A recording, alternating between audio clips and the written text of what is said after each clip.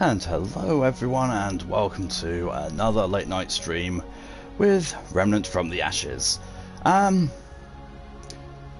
sorry that I'm a teeny tiny bit late. I thought I had enough time to go to the bathroom and make a cup of coffee and still be on time.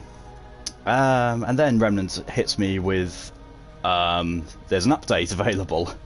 And I don't have enough room on my hard drive to update it. Coffee excuses lateness, thank you, Emoto. So I had that slight panic. I can't resolve it. I can't do anything with that at the moment. This is going to have to be an offline mode, but it shouldn't make too much of a difference. But basically, yeah, I'm going to need to shuffle a few things onto my new external hard drive just so I can actually update this game. I don't know if it's the new expansion that it's updated for, or what's going on, but I know that I have none of the expansions, and I'm early enough in the game that it's probably not going to matter. So let's hop in whilst doing more talking. One of the things that I do want to mention is that, unlike a lot of my streams, I actually have remembered what I said at the end of my previous stream, without noting it down even. I went back and I fully explored the map that we had gone through before the church, or after the church, one or two. But basically the one that I hadn't found any dungeons in specifically, and Malachi said that, you know, there might be the Strange Coin or the Heartseeker. Since then I found out that the Heartseeker and Strange Coins are both, thank you Stream Elements, 2 minutes 6 seconds, are both actually random drops. They just have a higher chance of dropping in dungeons, so there's no set definition as to when they will drop. But still, I did go back, I did find a dungeon that I had missed. Inside, I found, well, I unlocked a skill, which is essentially, I will show you now, Spirit. In case you can't see it, in case the text is too small, that is mod power generation plus 5% at level 5. That is the trait that the ex-cultist starts with. And it just basically means that your abilities will go up and be available a lot faster. So, you know, it's a nice little one to have. You think this is the first Remnant stream you're watching, Emoto? It may well be. I think you were asleep last week when I was watching this. So for Emoto's sake, and for anyone who's not actually seen this, the base idea of this is that it is essentially, yes, Dark Souls, but with guns. That is rather oversimplified. But it's a third-person shooter. It is somewhat like Dark Souls in the fact that it's challenging. There's a checkpoint system. The checkpoints respawn all the enemies. But there's a few things in it that are not Dark Souls-like. For example, almost all of the world is randomly procedurally generated. So my campaign is going to be vastly different from someone else's. In terms of the bosses I face, enemies I face, and areas I go to, or rather how the areas look and what I find within them. So there's a lot of randomization in this. There are some things which are just, you know, predetermined that you always... There's also no death penalty, which is a godsend. If I die, I lose nothing. Apart from, you know, the progress I've made in that area that I've died within. Or any inventory items I may have used getting to that point, I lose those as well, because, you know, refreshing inventory items if I die would be a little bit too kind. But that's it. There's no XP loss, there's no currency loss, nothing. There's no focus to, you know, get back to where you died and reclaim what you lost, nothing. You die, you respawn, and that's it. You have lost absolutely nothing. I love everything about that. What I also found in the dungeon was, sadly, didn't find the Strange Coin or the Heartseeker. I did find an assault rifle. So we're going to just try that for a bit and see what it's like. I don't think it's going to outclass the sniper rifle, because the sniper rifle's amazing. I said, sounds cool. Is it kind of... Or like... it's a little bit of... a bit of fantasy and a bit of post-apocalyptic. It's mostly post-apocalyptic. The world is set on Earth. Well, at the moment it's set on Earth. The Earth has been mysteriously invaded by a entity known as the Root. And the Root is a series of sentient wooden creatures that that operate on a hive mind and basically want to exterminate humanity. And they have been doing that well, because essentially almost anywhere in the world you can't actually seal away from the Root. Like they will get in anywhere. There have been sort of mild hints as towards where this game's going, but nothing very strongly. Like I found records about recording dreamers and them having their own little dream worlds and being able to step into them, interact with them. And that's kind of leaning towards maybe that we're going to be going into them, or maybe these Root things came from a dream world. And on cue, your stream died, Emoto. Greetings, Malachi. Thanks for making it. Ah, we are the late night crew. And yes, well, that's not good. I mean, I initially thought, you know, oh, that's fine. It looks like a Ferris wheel. Then I got a bit closer. I was like, oh, it's just one of these net meshing type things. And now I see it's all wooden, which means it's Remnant. Oh, it's Root stuff. And oh, we have a boss, the Choking Hollow. Oh yeah. You're busy reporting a YouTube video, and the whole thing's in the memes channel on the Discord. Oh yeah, I glanced over that, and I was like, oh, it's crap. And Motor's going to rewatch the explanation on YouTube. That's fine. Most important thing is post-apocalyptic. Most of humanity is dead, and the enemies are called the Root. Hence why I have the pun of the stream title being "Please root for me." And also, here you go, Malachi. This is the weapon I got in the dungeon. It's upgraded to +5. I still don't know if it's actually going to be any good, but we're gonna, you know, try and see how you want it. Odd enough, the place I found it in. So I haven't decided to go through restart to PC because the stream's died again. Why don't I have mods on it? Because I'm not using it as a primary weapon. Oh, I'm sorry. Is this cut?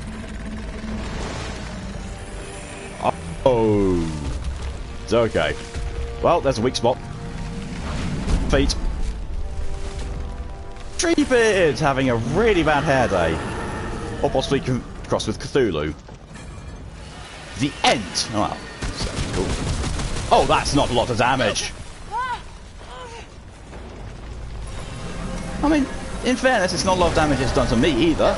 Ow. Okay, it might not be a lot of damage, but it is consistent damage. I'm in trouble. Oh, and it's sending those root rot things at me as well. Oh, those things are actually falling from its head! Ah!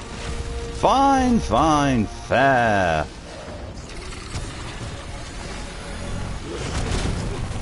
How on earth do I avoid that?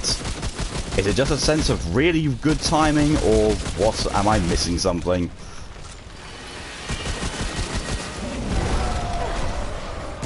Ah, yes, it is just timing. Cool. Roll into it. Yeah, that makes a lot more sense.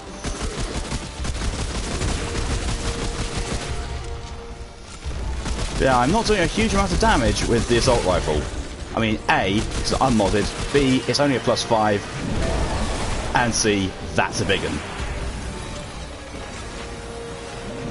But, you know, we've gotten already a quarter of its health gone, so, you know, must be doing something right. Yeah, right? Yes, please, help. doing a good amount of damage. Yeah, but compared to how much damage I should be doing if I had my sniper rifle. Oh, hang low. Oh, that's... Oh! Well. Well then. So yeah, so maybe not using the assault rifle. So let's instead go for the sniper rifle, which is obscenely well leveled. It's now plus 10. I don't think I can upgrade it anymore with any of the materials I have. Recommend treating it like Aldrich and Run. Ah, that makes a lot of sense. That does. Oh, yes. I'll wait. I will wait for Emoto to come back before I explain the stamina thing, because... Yeah. Oh, there you are. You're back. Yeah, so if you can see in the bottom right, the little white line underneath my... Oh, now that's damage! The white bar under my health, that is my stamina bar. But unlike Dark Souls, where it decreases from doing most things, it only decreases when I'm dodging or when I'm sprinting. Love the fact that he actually damages his own things with that.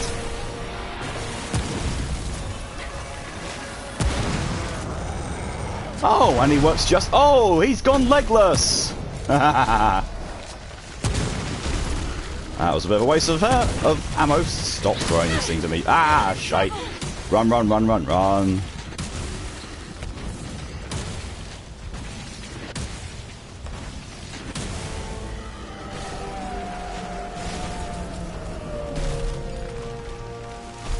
Groot and Cthulhu had a baby? Pretty much, yes.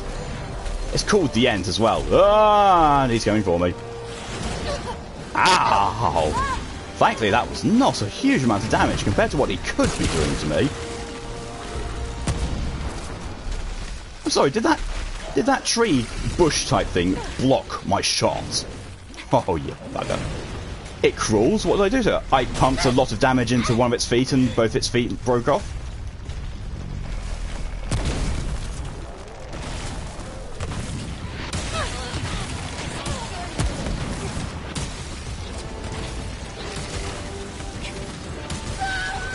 Bollocks.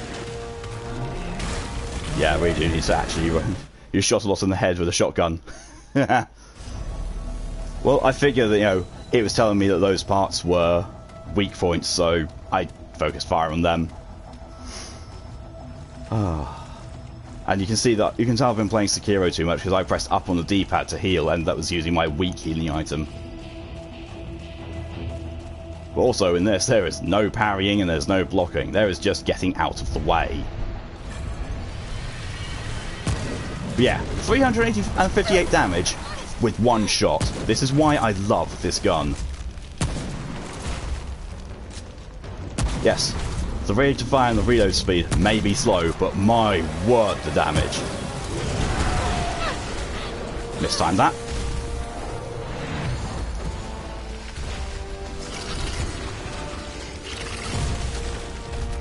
Also, another thing I absolutely love about this is that the healing item in this, which you saw me take out and press to my chest, is called the Dragon Heart. And there he goes down again.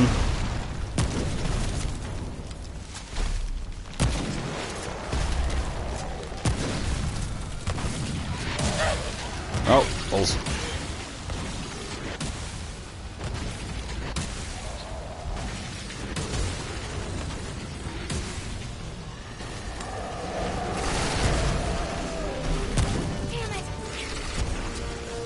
Damn it. Oh, that was really not the right thing to do. Yikes. Okay, being infected doesn't actually hurt me or, you know, do any poison effect. That I'm very thankful for.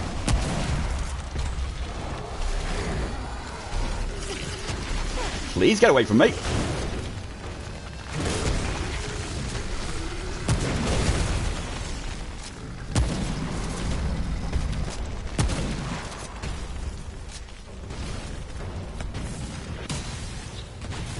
It was spores, yeah, spores. Oh, nuts.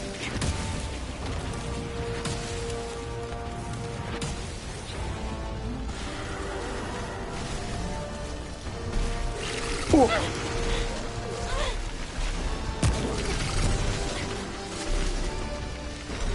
Oh, that's a bad idea. That's a really bad idea.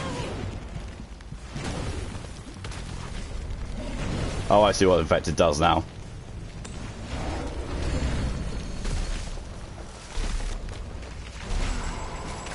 Well, I think I did at least anyway. Jesus.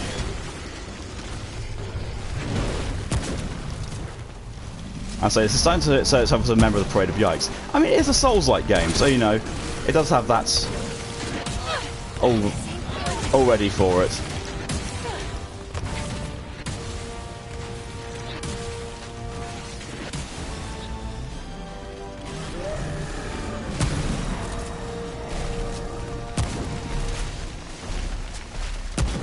I should probably heal. Oh, I'm out of healing. Oh, my Dragon Heart's empty. Oh, time to rely on some Blood Wart instead. Blood Wart and hope that I can kill this thing.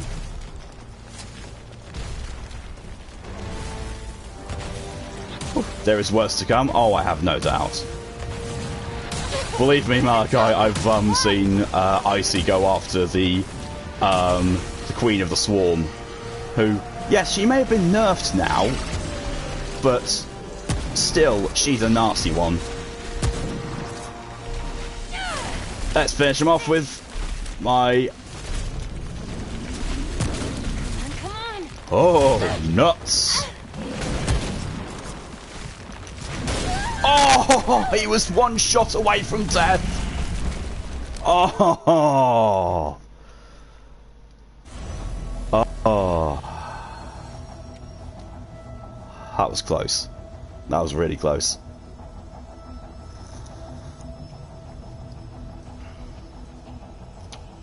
But still, on we go.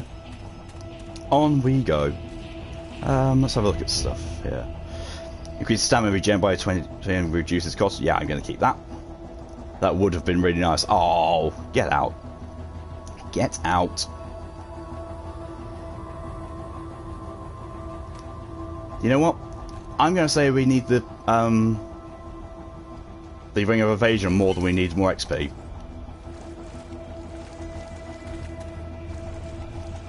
Because I really need to be evading a lot more in that boss. A lot more.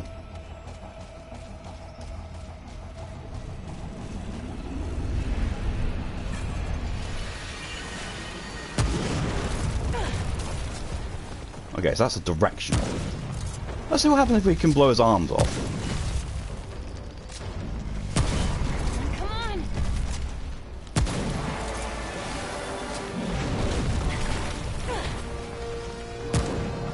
Oh. Would help if I was able to actually hit it. Really would help if I was able to hit his arm.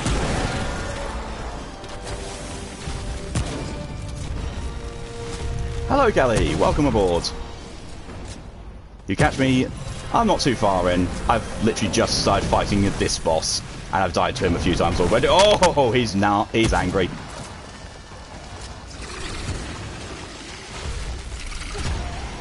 You're here for the things, you had to make food. That's completely fine. Food is a very reasonable thing to go for.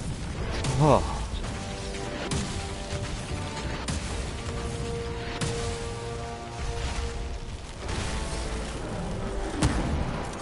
Not quite the behemoth had in mind when the diary was talking about some massive building tool route, but Treebeard works.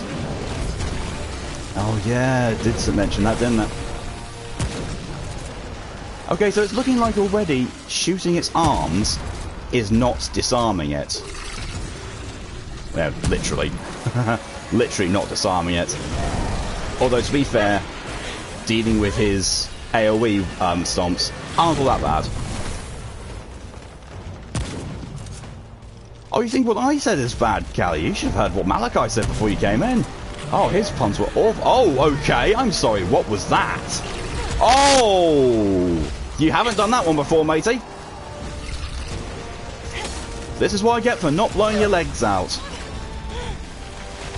I did not deserve that, Malachi.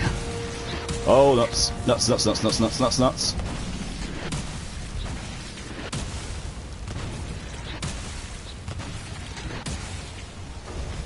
Kelly agrees with you, Moto. I mean, to be fair, yes. It's a tentacle face. Yeah. Oh, that's a cheap one. That's a really cheap move. Oh, Jesus. Oh, that's really badly unfair.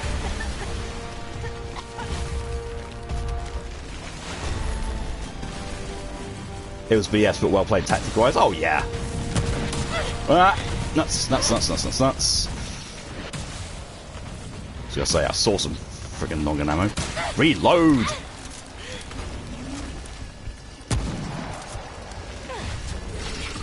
Just goes to show, you really can't let your guard down even for a second. I was out of range for that. Or I somehow managed to dodge.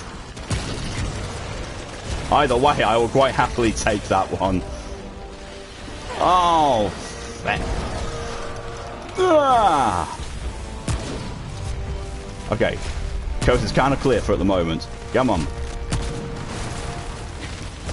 Oh, would do that one, yeah.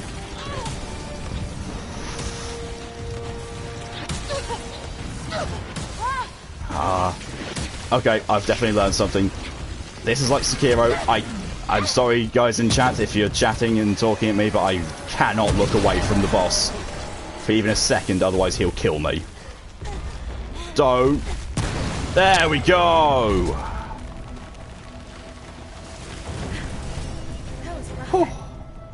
That was... Oh. I think he has friendly fire. His waves detonate the exploded ones and knocks over the other ones. Yeah, that's also true. Technically, plus wings, or whatever you want to call the back appendage, I called it the offspring of Groot and Cthulhu. To you.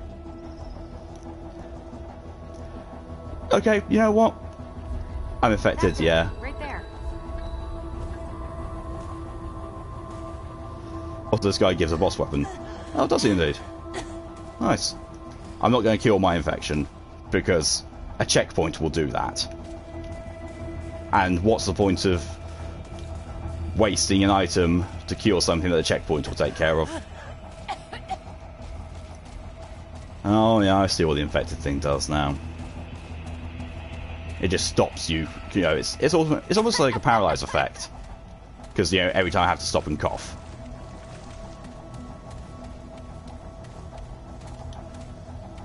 Good old Chatty Boots his drop, and she'll make it into the thing.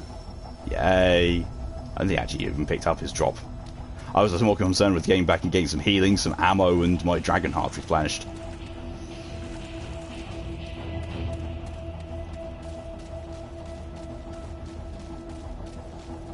But it's nice that they've put in some new... He gave it to me automatically? Oh, okay. So, like bronchitis? Yeah, pretty much. It's nice that already with that status of affliction working like that, ain't nobody got time for bronchitis. That status of affliction works like paralyzed, but it works in a really nice, different way to a lot of other things.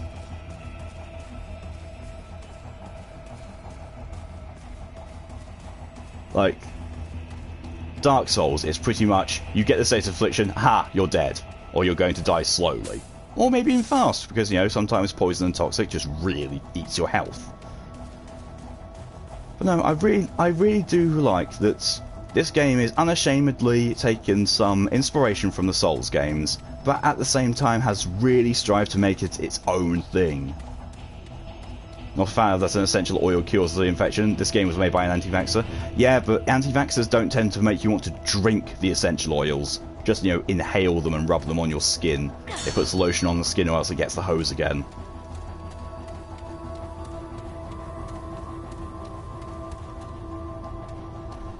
Well, yeah, it started off strong. So, look.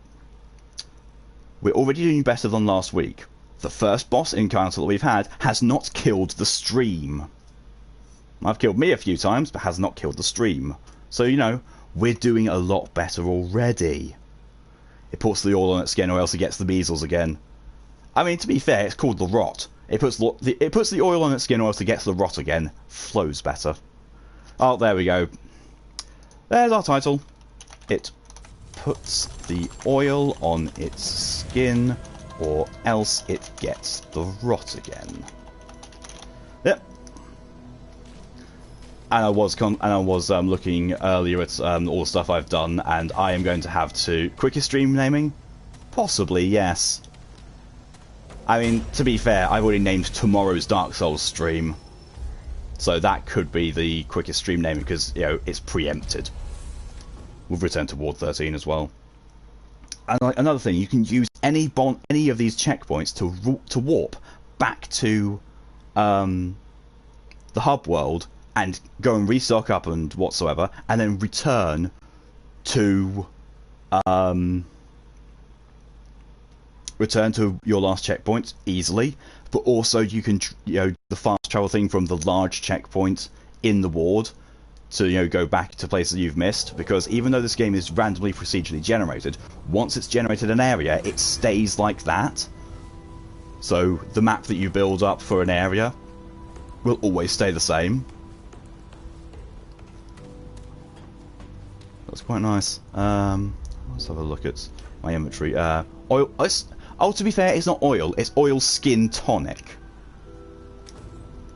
You have depots when I'm streaming tomorrow. I mean, to be fair, that is the reason why I do late night streams as an addition to my normal streams, so that Americans like yourself can actually see me streaming. Found that huge beast in the city? Good on you, friend. Yeah, I'm good. Edward out there. That thing was a different level, I've heard. Nah, it wasn't. Brief intermission brought to you by Emota's internal squeeing. Yes, honestly, I really like this game. This game, in my opinion, did not get as much hype as it deserves. Honestly, I honestly think this game should have gotten a lot more attention than it did. But yeah, sad to say. The portent returns. Have you anything? Sunchild. I have more questions. Can I talk to you some more? I have lost much since the war began, but I have gained much in return.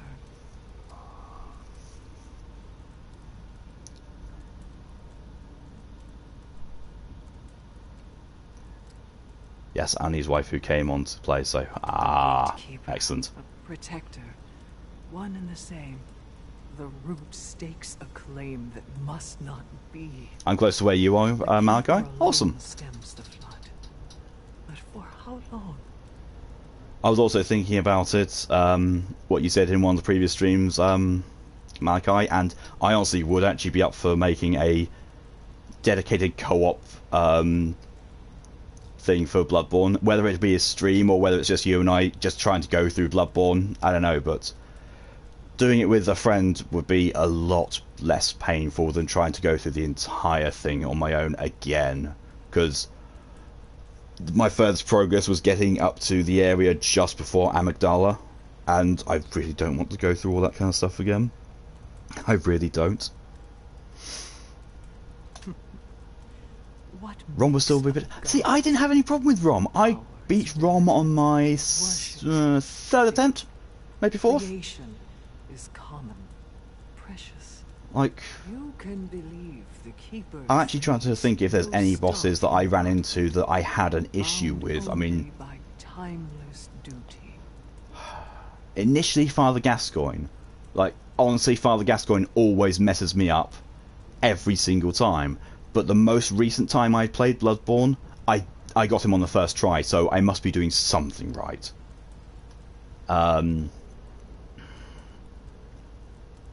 Honestly, I think I actually get worse with certain enemies.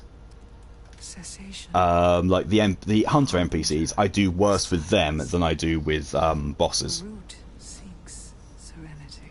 You co-opt against enough Gascoigne to know how to fight him. I mean, I don't think I've actually ever co-opted co-op Bloodborne. In fact, no, I remember where I gave up. My recent one where when I did Gascoigne the first time, A choice I made. that same run I quit when I got to Dark Beast Pile, because he kept killing me, but I had one-shot him the very first time I faced him, so I didn't know what I was doing wrong, and it just made me feel like I had lost my touch at these kind of games, and it sent me into a bit of an iffy mental state, and like I used to be really good at games, and now I feel like I'm really awful at games. However, since playing Dark Souls 3 again, doing Sekiro, doing this, it's like, no, I was just rusty. I'm still somewhat good. I bear its burden no longer. Cool. Very well.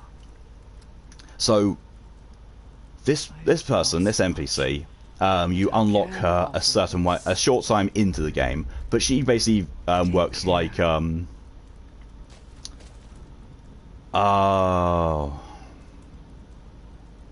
I'm trying to think of the word now. She works like Emma in Sekiro and the Firekeeper, the blacksmith in Dark Souls 3. With regards to, she will give you, she will upgrade my dragon hearts to give it more uses, basically. Don't worry, like that with Cleric Beast, I got better in pretty much everything else, but in return lost all skill against Cleric Beast. See, I still have no problem against the Cleric Beast, but the first few times I've gone against him, yes, he ripped me to pieces. But the boss that everyone seems to hate me for is the Blood-Starved Beast, because the Blood-Starved Beast has never ever killed me in the entire time I've been playing Bloodborne. The Blood-Starved Beast has never once killed me. So many people I know call me an arsehole for that. Like, I can't help it. I can't help the fact that I'm good against the Blood-Starved Beast.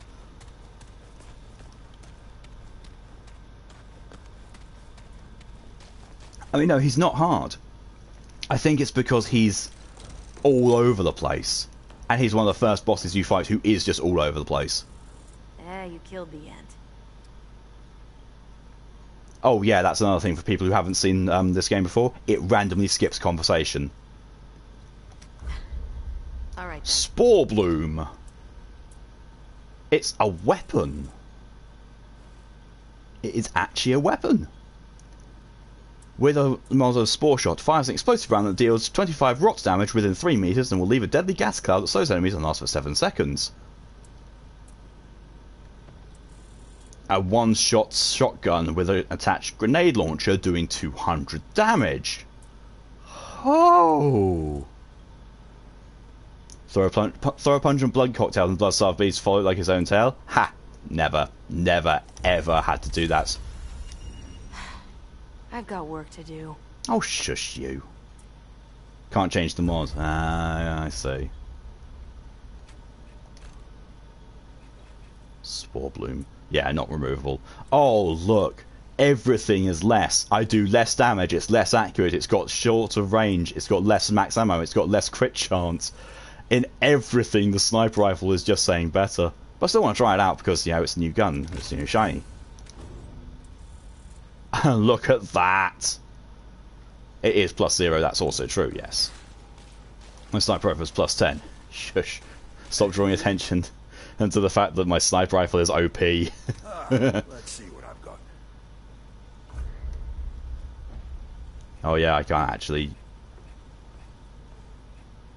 I'm sorry. I don't have iron. Oh, of course, it's a boss weapon. It's going to need luminite crystals. Of course it is. I mean, I've got enough. Still don't have that much iron because I used it in upgrading pretty much everything else I have. And oh yeah, all you do is you sell the armor from the other characters. So long. Think about that. This weapon at +0 isn't too far behind in terms of damage. This is true. But also, my sniper rifle. My sniper rifle. Let's see if you can talk to the mute. Oh yeah, the mute guy with the armor. That's a good point.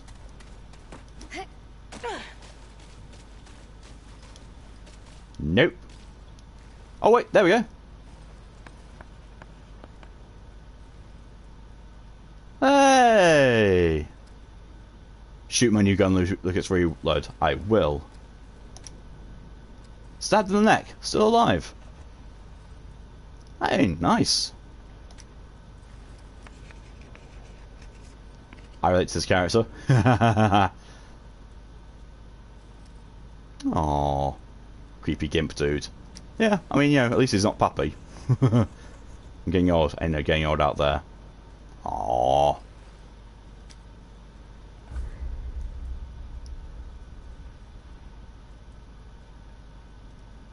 He was stabbed in the neck, lay off.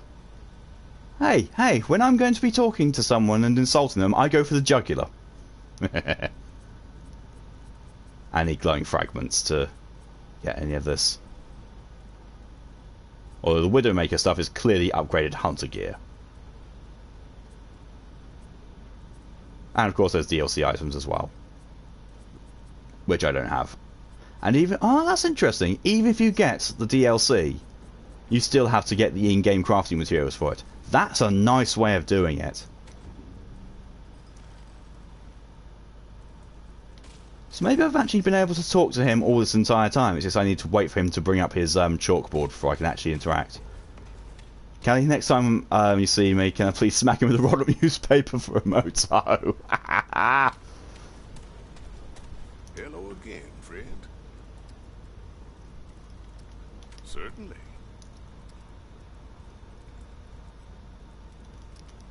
Anything else? Actually, sure. Wonderful. Take care, It would not be the first time that she's whacked me with something after I've made a pun. Oh, look at that aiming reticule. That's kind of fun. Did you hear that? So the grenade launcher is... so the grenade launcher part of it is my mod. But no, that's kind of cool.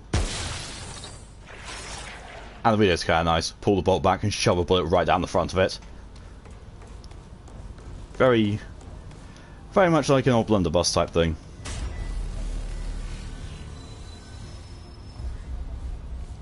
And travel back to last checkpoint. So yeah, I can either go back to last checkpoint, or if I go here, I've got all of the travel options that I've unlocked.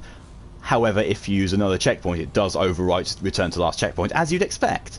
But another nice thing, when you're in a dungeon, it recognises you being in a dungeon, and at any time you can go to a checkpoint within the dungeon and choose leave the dungeon, and it returns you right back to the beginning of the dungeon. There's no penalties or anything for doing that. It's just like, I want to get out now, please. The problem is you need to get to a checkpoint for it to be able to do that, though. And also, you have the GTFO item, as most of these games do. Take a shot every time I say dungeon. Pfft. Yes, dungeon. Dungeon keeper. Good game. I was awful at it, but good game. And end up getting my stomach pumped. Yeah. Yeah, unfortunately, it happens. Wait. Oh, this is actually this is the new area.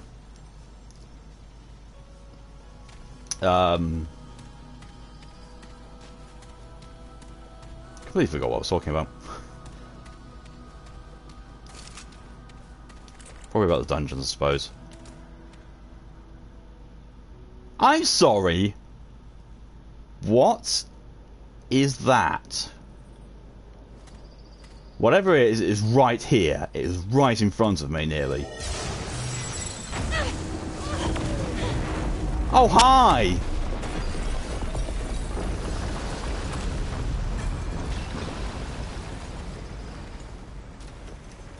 And suddenly I feel like I should have named my character Roland. Because this has gone to Dark Tower territory. I mean, don't get me wrong, it's cool. But it feels like I'm massively going to the Dark Tower territory. My sword can cut through roots, can destroy boxes, but against anything that's metal, nope, no chance.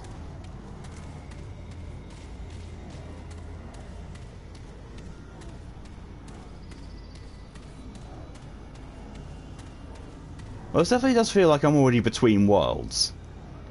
So maybe the Dark Tower analogy wasn't that far off. Oh, well, yep.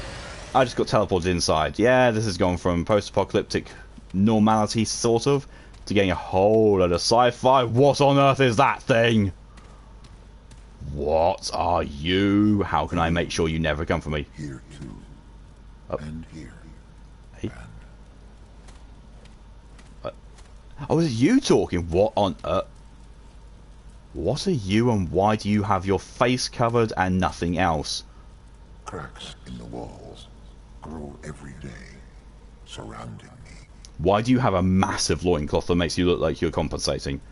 Hello? Human, the core is rotten. The root corrupts everything. Why do you distract the keeper? Oh, that's the keeper! I need to reach a tower on the atoll. Insignificant. Chance of success negligible. But it's better than no chance. Destroyed. The devourer lurks unchecked. The labyrinth erodes daily. And I can behold the tide. So let me help? On the other hand, your journey is not guaranteed to fail. Very well. Enter and see.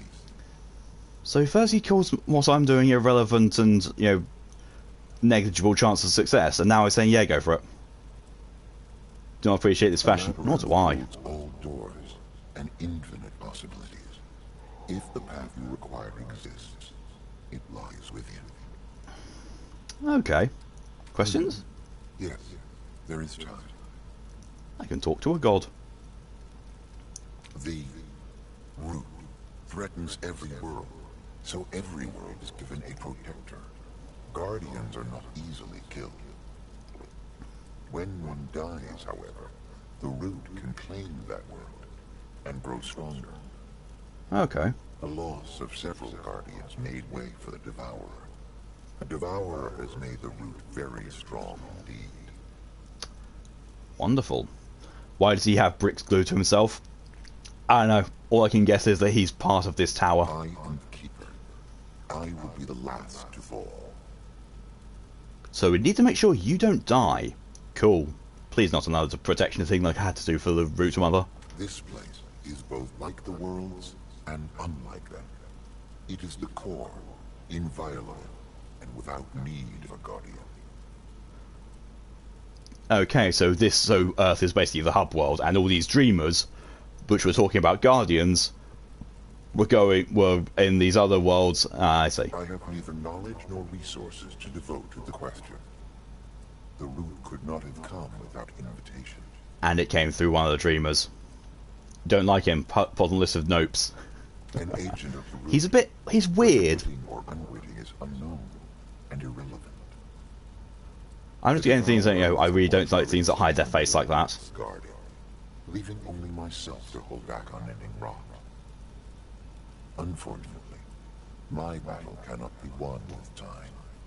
So the devourer is fated to win unless someone intervenes. That someone's going to be me. Built upon the core, and all worlds are built upon it. The labyrinth contains old Something about worlds the way his that veil were interacts with how he speaks makes you uncomfortable. Some are lost, some destroyed, Yeah. but all are contained within. This is the maximum help I can provide at the moment.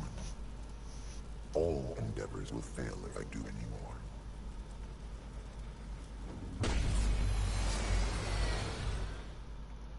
Thanks.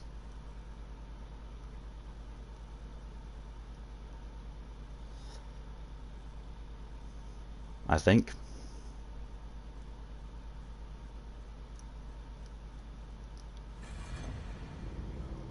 Search for the founder within the labyrinth. Wow, this is... Box heads! Box heads with multi-arms! Oh my god. Those TV mouths from Doom 3, this is where they came from. Ah. He comes off as strange, but that's purely because he knows so much it kind of burdens him down. Knowledge comes at a price. Yeah, and also he's got that Elder God vibe going on as well. Oh, look! Wow, this is freaky.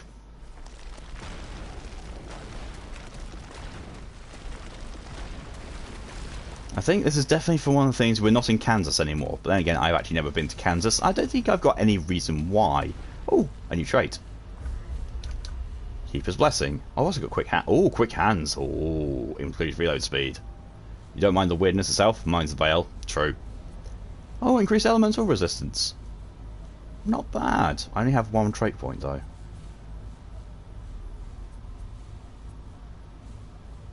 Yeah, I've got so many traits now it's hard to know how to spread them around. Don't go upstairs, go to the left of the path, or see a bedroll. Okay. I am going to go with reload speed because, oh man, would I need more reload speed at the thing. Okay, so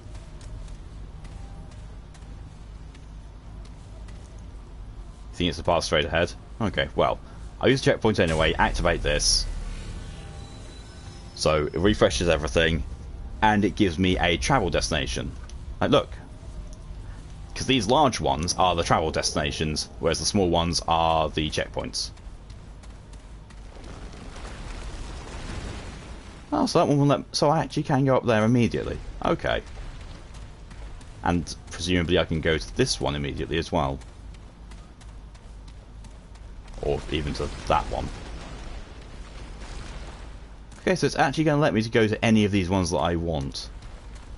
Although that one's red and the other ones are purple, so it makes me think that the red one is the one I can. They need a key. Makes sense. Progression lock.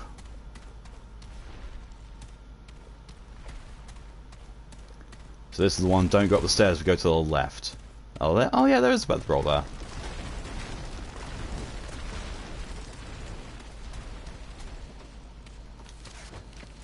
ROM, January 1990. It's been a... Get ready to read. Yes, that is another thing for other people. There's a lot of reading in this, and I will quite happily dictate it, but it does mean we'll be reading a fair amount of time. Emoto, can I say that I really like this location? It's very aesthetically pleasing, and it has an interesting vibe to it. Yes, I agree. I really like it as well. So, it's been a year. A year since Evelyn took it in ahead to... Rome is a desolate hellscape, but it shows a lot of promise. The people here fought the root and won. There is so much I can learn. Maybe even how to end the root for good. Maybe how to help her. Welcome to the labyrinth. Yeah, that sounds about right. March 1993. This is my 4th trip here, I believe. The citadels are locked tight, guarded by the most terrifying beings I've seen in my travels. I've had to seek information elsewhere. Hurry.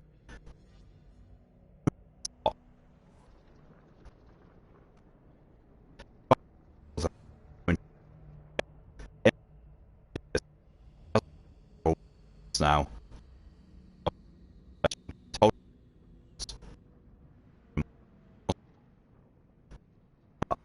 The ward. I had to do this, and I had to do it alone. The root would wipe us out if they had any notion of what I was doing. Yeisha, it's peaceful here. Beautiful. At least when nothing's trying to kill me.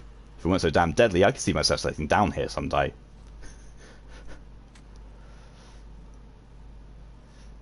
The Pan have been far more welcoming than they were on my first visit.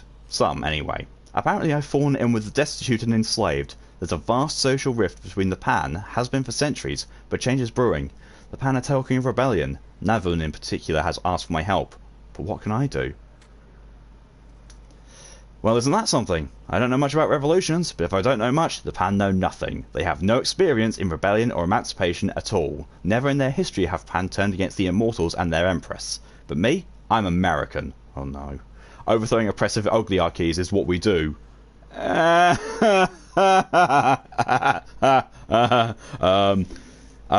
that. I told them about our Revolutionary War, the Civil War, even the Civil Rights Movement. Basic stuff, really. But they hung on every word and wanted more. What happened after the Boston Tea Party? How did the Underground Railroad work? What is a protest? With every story I remembered, fire lit up their eyes. I barely remembered the first sentence of the Gettysburg Address, yet somehow in this world I've become a revolutionary firebrand. And all they needed is some weapons and training. I died. This happened once before, back when the Root first invaded, but I thought it was a fluke then, something related to Clawbone. But no, this is real. I died. And now I'm walking around again as if nothing happened. Watch out for those Idri, by the way. The ones with red crystals instead of faces, their beams can pierce solid rock. I won't make that mistake again. Could Evelyn have done this? Sounds crazy, but her sacrifice protected Ward 13 somehow. What if she did something to protect me as well? I could ask her, but... No. No, I get no useful answers. Evelyn's gone. It's just the root now, and they only wish me harm. God, what if this is like some kind of curse? What if they're taunting me with immortality? Doesn't matter. I can use it. The root doesn't know what I'm up to. If they did, they'd never let him... They'd never let me have this power. But this power is precisely why I must be the one to solve this puzzle. I alone can end the root. Well, so this is, about someone like me who came before, or this is, wibbly wobbly timey wimey, and this is my diary. Holy smokes! It took forever to decipher what the Ikari were trying to tell me, but I finally learned how they defeated the root. The Undying King basically nuked their world. That explains the desolation, the mutants, but that can't be the only way to beat the root, can it? I told Nadine about the Undying King's Scorched Earth solution. I shouldn't have. Now she thinks my quest is crazier than ever. She's worried I'll start thinking nukes make more sense. Ridiculous. Where would I even get nukes? This is the Founder's Diary, you believe? I still don't know who the Founder is. I'm pretty sure we'll find that out in due time. Jesus! Don't shoot those beehive monsters in the head. Makes the bees and the mutants angry. Better take out the body first. I'm a grandfather. I still can't believe it. I have a granddaughter. Ellen Ford. Yeah, that's him. It is Mr. Ford. I wish it could be a joyous occasion, but Ellen's birth renewed my old argument with Nadine. She wants me back in the ward again. I get it, I do. I'd like nothing more than to live with my daughter and granddaughter in peace. But how would it help to fight a losing war on Earth? No, I have to figure out the root secret, to kill them at the source. I admit I don't know how to do that yet. But I've learned so much these past years. The roots are high consciousness, for example. That's something, yeah? It means there might be a central mind to destroy, if I can find it. Don't matter. I can't sit around Ward 13 guiding scavengers and hoarders. That won't help anymore. Nadine and her husband are great at leading them. It's an important job I'm no longer qualified for. This is what I must do. That Navone is one hell of a leader. Over the last 20 years, she's riled up a serious percentage of the commoner and slave populations. The nobility's taken notice. I helped, of course. I've been running guns and training soldiers about once a year on my trips here. I think I'm a wanted criminal now, but that's nothing new. These days, monsters are trying to kill me no matter where I go. Lately, I think I've been coming to Rom to escape. Can you imagine that? An irradiated hellscape is more friendly to me than my ward, my family. It's Ellen now. She was so sweet when she was little, but she's getting sulky. She's picked up Nadine's disappointment in me. Maybe I should stay in the ward more, get to know her better. But I'm so close, I can feel it. There is a way to stop the root, one that doesn't require nuking the Earth. I will find it. If I don't, who will? I don't recognise this one. I'm trying to remember every dream of Project Delta had. Yeisha, Rom, Gabriel, and Kassa. Clementine's freezer. That Dark World Hearthguard and Itsato had a bet on. None of them looked like this. Either we never connected a dreamer to this world, or there were projects I was unaware of. Either way, it's a risk going in here. Maybe that's why I've put it off so long. But I'm running out of options. It's a risk I had to take. Just glassy Earth. I mean, yeah, that's actually looking like a viable option, both in reality and here. The natives seem low on both education and technology, but there's something else going on here. I found evidence of infrastructure, villages, agriculture. They used to have progress, but all of it's abandoned now. What happened? I don't know. Sometimes I think there's something sinister about this world. Maybe the root or some similar species took over somehow. And other times I think it's just a damn swamp and I'm wasting my time. I should be looking for this keeper I've heard about. Or maybe I'm missing Nadine and Ellen. How long has it been now? 2 years? I've never been away at one time for so long. I should go back soon. I've just got to follow a couple more leads in the swamp. Maybe try to learn more about the keeper. Then I'll head back. Hell, I'll stay at the ward for a few weeks this time to make it up for it. Finally, I found someone in this damn swamp who would talk to me like a person. Unfortunately, all she does is espouse the virtues of her world. I know better than most what a bucket of horse manure all that is. She calls herself a queen, All she talks about is oneness and enlightenment, but she won't tell me a damn thing about what the Iskall is, let alone any kind of history of her people. The past is gone, she always says. All that matters is the Iskall. I think my earlier suspicions were right. Something's fishy here. That sounds like the Swarm Queen. The big boss that I watched another streamer defeat on the hardest difficulty level. 5 months. 5 months investigating and talking to that damn queen. I might as well be slamming my head against a wall for all the good it's doing. Culty behaviour, yes. She won't talk about anything but Iskall, Iskall, Iskall. I have no interest in her cult, not even to get more information. I've seen less sinister propaganda in Moscow. I'm going nowhere. It's been almost 3 years now since I've been back to the ward. The swamp's a bust, but finding the keeper can wait. I need to go home. Nadine's going to give me hell, but at this point, it's hell I'll gladly take. I'll stay a good month in the ward this time. Whatever they might think of me, it'll be good to see my daughter and granddaughter again. Emoted says, excuse me. Bearing in mind, considering when this diary started being written, he's probably talking about having been to Soviet Moscow. And, you know, with all the propaganda there about, you know, glory to communism. I guess this is it. Done with Earth, done with the root and the mother, done with all of it. I'll leave this here in case anyone wonders what happened to me. I'm off to find Nivun and do what good I can with what I got left. I can think of worse ways to live out my days.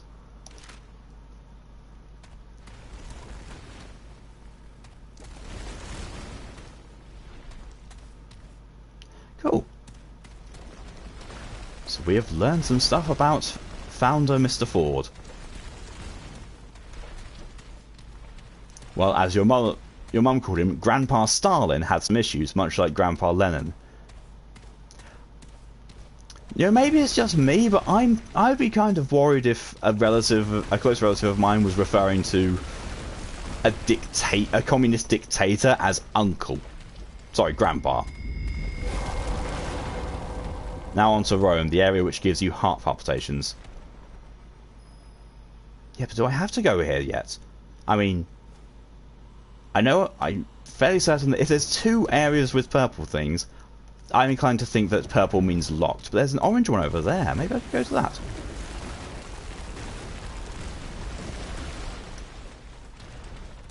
So either purple... Yeah, that's the only area. Ah. Yeah, so you need a key. So that means that there's an orange key and a purple key, so to speak. Let's see what trying to interact with this says at least. I was going to wonder when this is actually going to curve around and lead me back up here.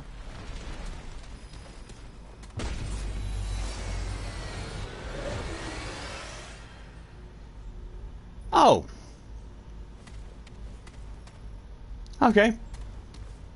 So the orange one is actually just a teleporter. The purple ones are, you know, locked.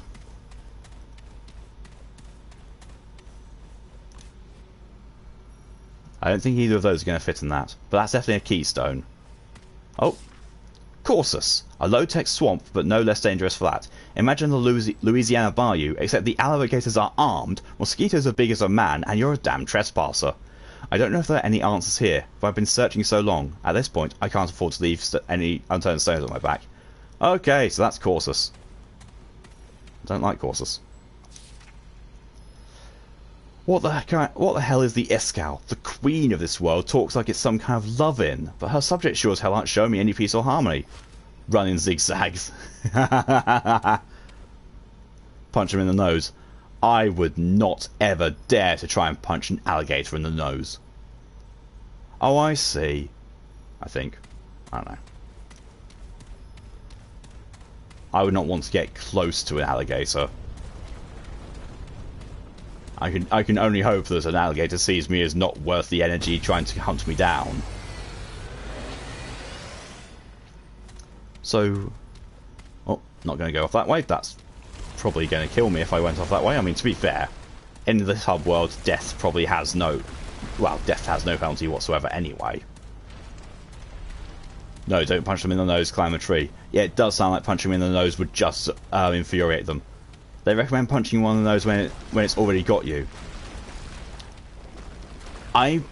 Honestly, I am going to take the advice of Callie over anyone else's opinion on how to deal with alligators, because, you know, Florida.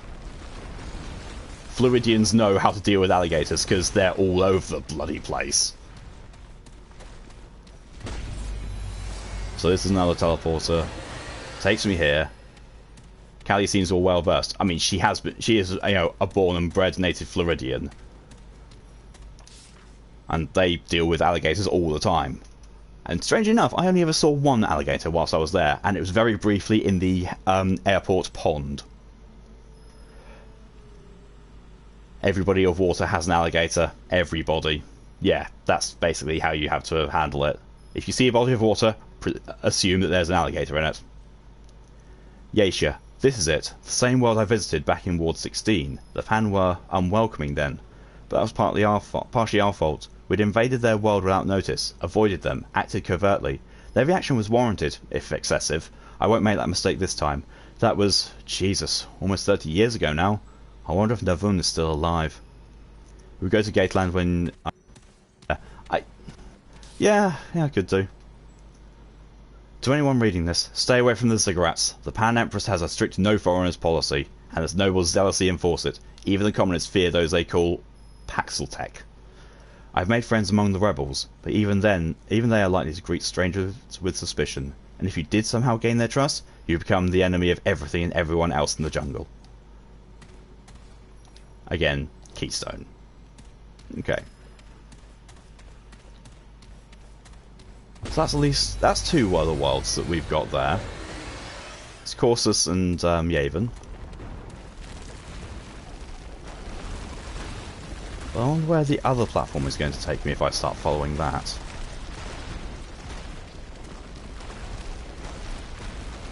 Yeah, this one. Oh, nowhere. It's just, hey, look. Okay, so at the moment, there's three other worlds I can go to. At the moment.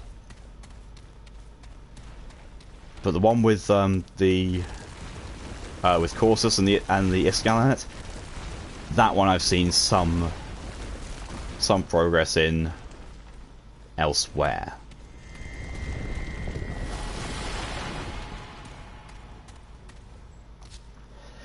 The relationships between the people of Rome are complex and obtuse. The Akari are religious scholars. The Vir spend most of their time quelling Akari rebellions and enslaving the Buri.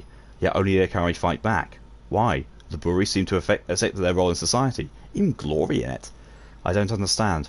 But then, so much of this world remains a mystery to me.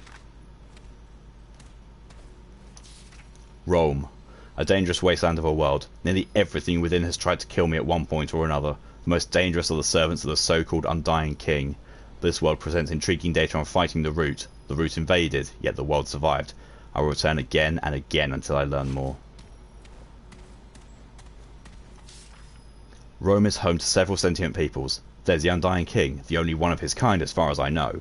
He rules with the help of the Vir, powerful, living constructs that do the king's bidding. The strange reclusive Akari appear to be the most intelligent life form, except perhaps the Undying himself, who I'm yet to meet, and the powerful, mutated Buri, which are the closest things Rome has to humans, though they're decidedly not human. Not anymore. Okay, well, enough procrastinating, enough putting things off. Let's go to Rome. Let's leave Earth. Wow. To be fair, I think this whole hub world is definitely decidedly not Earth. Oh.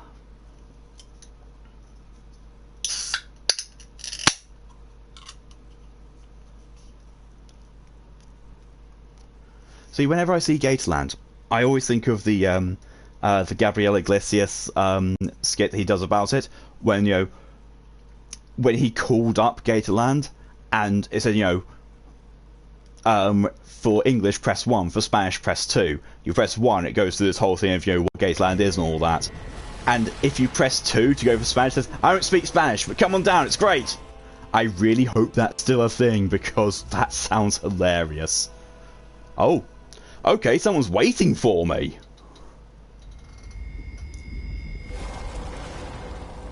Is this one of the Buri? I mean, you know, they look human, but King, I did not expect... You? You are not he. That sounds like the owners, like they're amazing. Yeah. Yet you have opened the gates. Okay, so she thinks I'm the founder. It must be. Forgive my confusion, unheralded one. What's a Nui? Speaker of the word. Herald of the Guardian. Yet I thought... Are you not Nui? No, I'm not. Yet they opened the gates. At least I don't think I am, Only anyway. Nui can... Could it be? Is it time? What is this place? Sublime feet honor the sands of the eastern wind, itinerant one. Whatever your Lady talk to me, not the floor. we are Well, blessed she thinks by I'm a your holy one, so presence. she's prostrating herself. I'm looking for someone like me. His name is Ford. Surely there are none like you, inimitable one. At least I have never seen your like. I know none of that name or description. There is one who might know, but he is not one to give information willingly. Except perhaps to another Nui.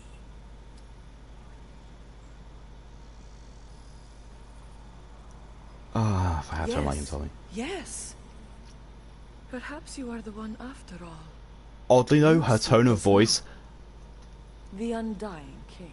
Oh, great. But I warn you,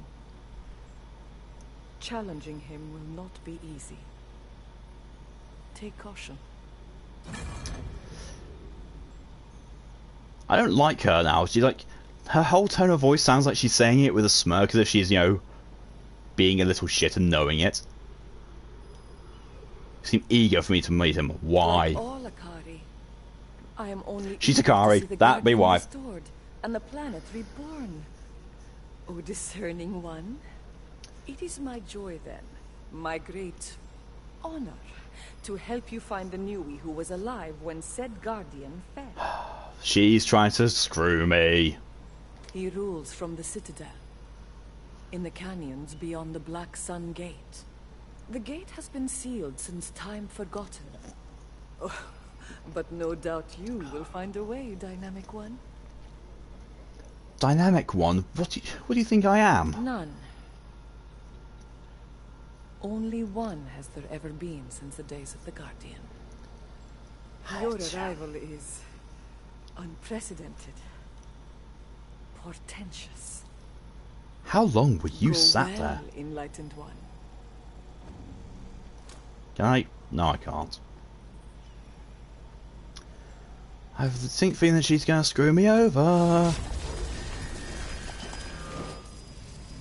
Oh, she's gone back to watching the gate. Now let's close up again. Checkpoint! Use checkpoint! Even though nothing's actually happened at all. Travel. Well, no, we've got core, we've got... Okay. Well, let's keep going. Let's find out what this new world has in store for me. And how much it's going to absolutely brutally kill me. Oh, look! World Walker! What does this do? Oh, reduces stamina cost! Oh, that's nice.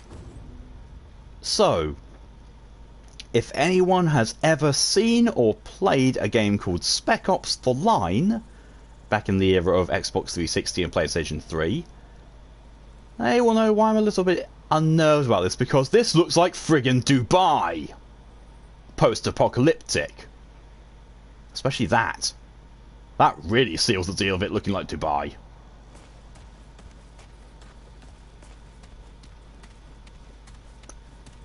And, you know, I hate to be making a pun about this place's appearance already, but this looks really deserted.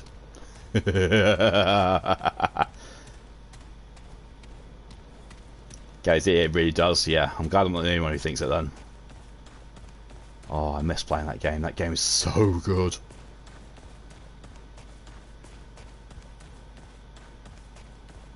Callie, bring the newspaper. Oh! Hey, Malachi, it's the Dark Sign. I can hear something as well over there. I'm not alone, but that's the dark sign up there.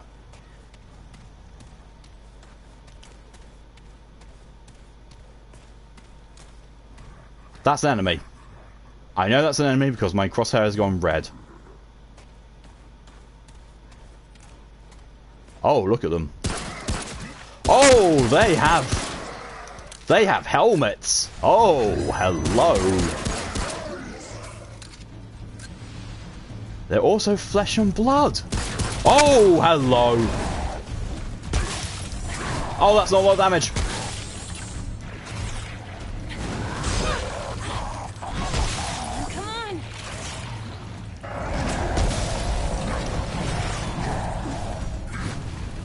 I'm sorry, what was that all about?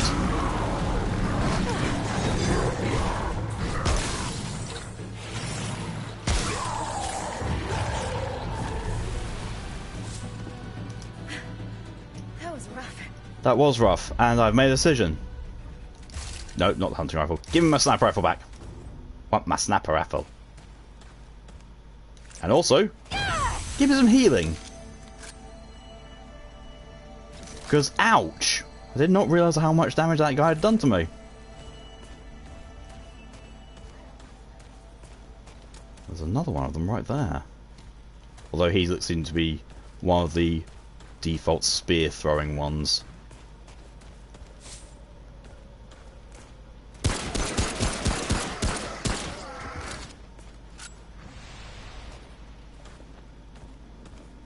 I mean, I love it, you know, the fact that the first thing I do when I come in here, just because my crosshair is red on something, I just kill things that I see. This is why I should not be playing any game in which I'm supposed to be, you know, a first responder to an alien encounter. Because all these years of video games have taught me just shoot first. Because otherwise they will shoot me.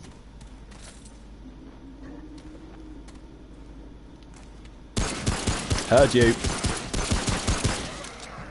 Kill them all. Yep. And what's worse, though? They'll respawn. Ooh, some iron. So even this place has iron in it. That's good to know. And that's a chest. Ah, and that's a dead person.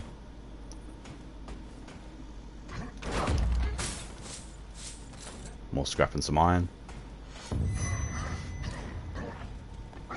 Oh, nuts.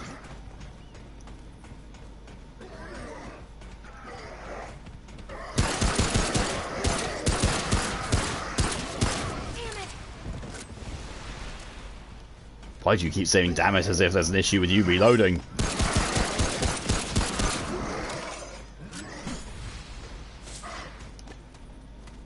So whatever those skulls are made out of, it's extremely thick material because it can block shots. Poor guy's chilled to the bones, that's why he needs a blanket. Emoto! You cannot be, you can't be making things like that after telling Callie to bring a newspaper for me making a deserted joke. Shame on you.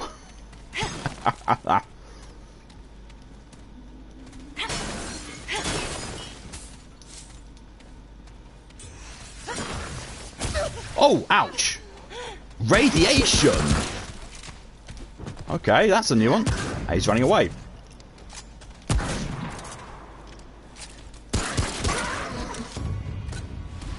Exploiting the fact that I can't send anyone to smack you with newspapers. That's true. I really can't. I'm sorry, what? They have dogs as well.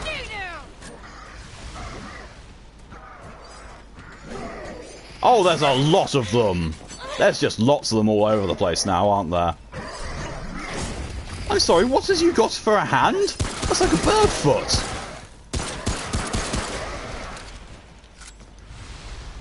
Puppy, yeah. See, as much as I don't like doing it, I am having to aim for their crotches, just to ensure I'm actually going to do damage. So, you know, I should, if I'm going to be naming my gun, it's going to have to be called a Nutcracker.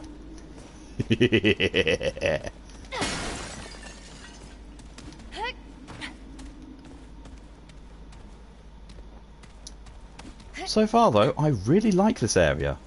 I mean, the fact that I'm already irradiated partly and have taken a chunk of damage, yeah, that's beside the point. I still like it. It's just, as the founder guy said, this place is very hostile.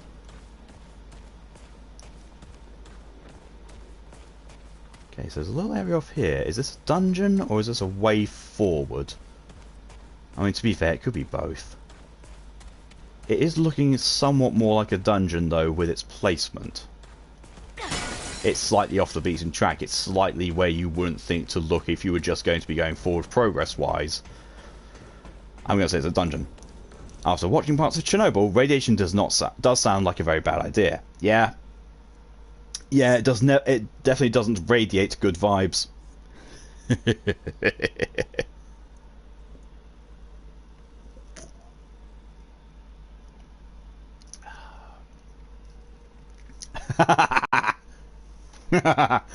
Oh, I live for the reaction to my puns. I really do.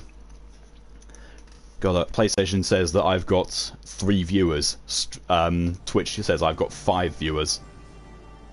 Oh, well, this is very nice. This is very alien. And I mean alien as in, it's non-human, not as in it's H.R. Geiger time. Oh, I see.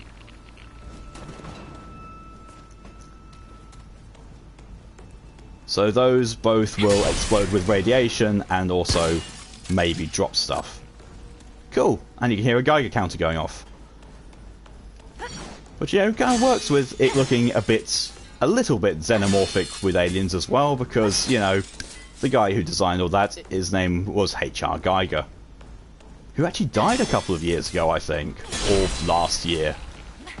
Which is really sad, because, guy did amazing work. Travel. Vault of the Herald. It sounds like a randomly generated dungeon. So, we have no idea what we're going to be getting ourselves into here. But I do know that dungeons all behave in a certain way. So, if I dither too long or tarry... What the feck? That's a lost soul! That's actually a lost soul from Doom. I think you missed the memo. I finished Doom 3 earlier. There's no reason for you to be here. What on earth? It shot stuff at me. Stuff which I, moderately dodged, to be fair, but still.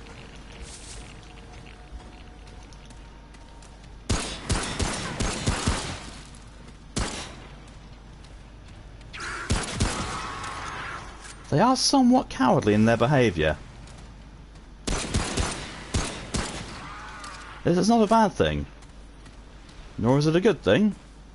It just is. So this is the world of radiation. Earth was the world of rot. Glowing rod. I have no idea what that is. I'm guessing it's a key. Materials, quest items. Yes, quest items. Glowing rod. Oh. When irradiated, my max stamina will be halved. Oh! I better start wrapping myself in lead. I'd rather not. I think I'd rather deal with the very slow radiation that seems to just, die away after a little bit of time than deal with lead poisoning. Okay. Okay, so I see where this is all going. Yeah. More escapades in, I really like the level design of this game. I like just about everything about this game, honestly. You're supposed to wrap the lead around yourself, not ingest it. Yeah, I know, but, skin's a semi-permeable membrane.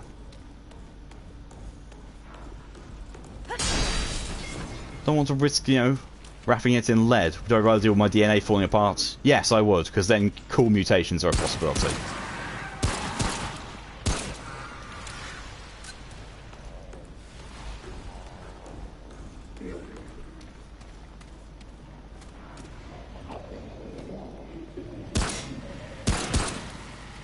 I can hear something very nearby and very angry. If I can see a cancer and death mutation. See? Oh, what on earth are you? Oh, you are... These things are lost souls. They explode with a radiation cloud.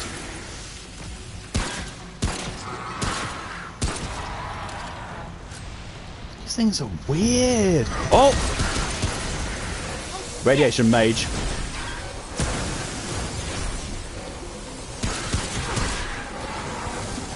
Oh, nuts!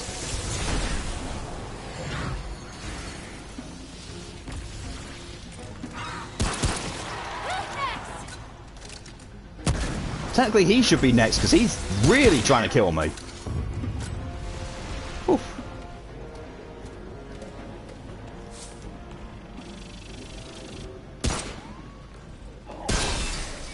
Ah, if I shoot the irradiated ones, it creates an explosion that's enough to blow up the rest.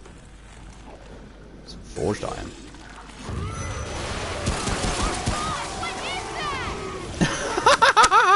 That's pretty much my reaction. Oh, it's one of those nest hive things. Oh, the thing that he said that the mutants got angry if I shot the head of it. Oh, this whole area is definitely do not shoot the head. Go against all your instincts, do not go for headshots. That seems to be the prevailing advice in here. And also, as ever, we're going to scare you with noises of things that are happening all around you. Oh, that's fine, it's just more of those things.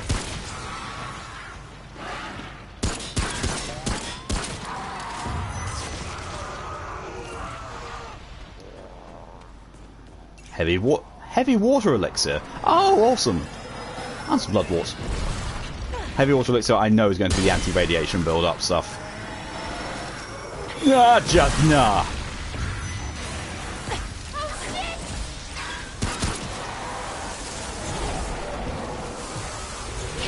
I'm stuck in a small room with a lot of radiation. I don't want that.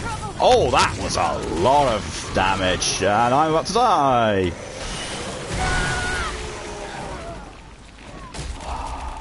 That's not how radiation physics. I mean, well, yeah, it's a status affliction. It works very differently.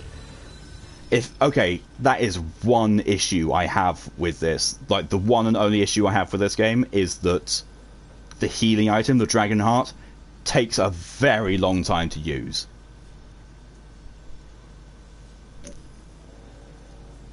Okay, I don't want it to be as fast as the maximum upgraded Estus Flask and Dark Souls, because, you know, that's just not practical. But in a game that requires a lot of mobility and agility and jumping around, I kind of want to be able to do things a bit faster than that. Ow. Thankfully, though, those shards only do seem to just do base, flat-out damage. We never question game physics, this is true. We just agree that game physics are never real-life physics. Right, so either that mage was there on purpose. Oh no, he was not. He was a spawn.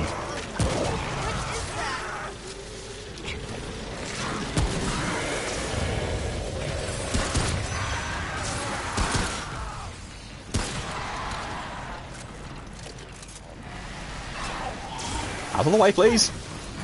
I want to kill the thing behind it.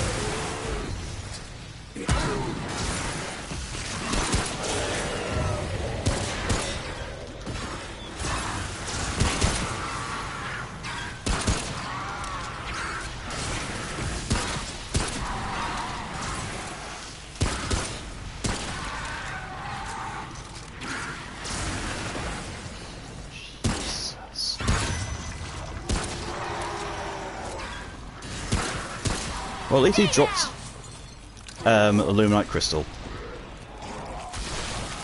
Oh! Oh, missed. That's a really long extending arm. And there's a mage as well, throwing radiation at me. And I'm dead. Oh, I don't like those. Emoto, no, you don't question game physics, you argue with game physics, and you disagree with them. Which, you know, is a perfectly valid thing to do, but as long as you accept at the end of the day that game physics are almost never going to obey real-world physics. Because real-world physics and rules in games just really don't make for fun games, sadly. I mean, even the games that do have hyper amounts of realism in them are best played when messing around and not taking them seriously, like the Armor series. So it's just, this part of it, the game just seems like a massive choke point of enemies and bullshit, really.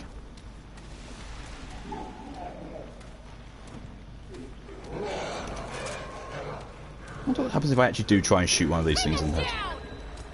Not actually what I was trying to do, but you know what? Oh! Oh, it does more damage. It definitely does more damage. You've seen one of those things before. It is not the first time you fought one.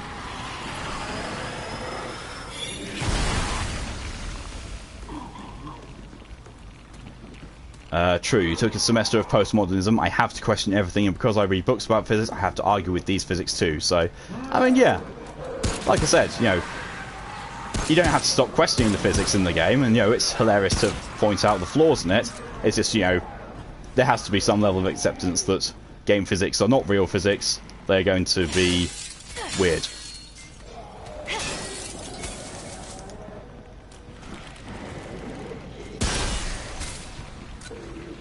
Oh.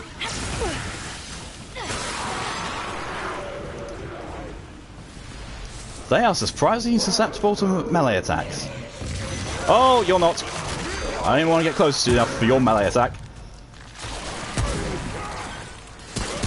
Oh, I hate the fact that you can't, you die in just the 2 sniper rifle rounds are just slightly not enough to kill you. I mean, crap. Oh, what is that? It's got a cannon on its back. What is that?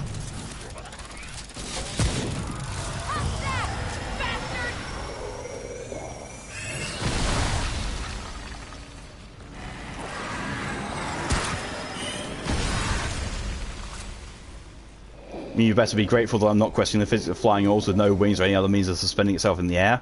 Magic.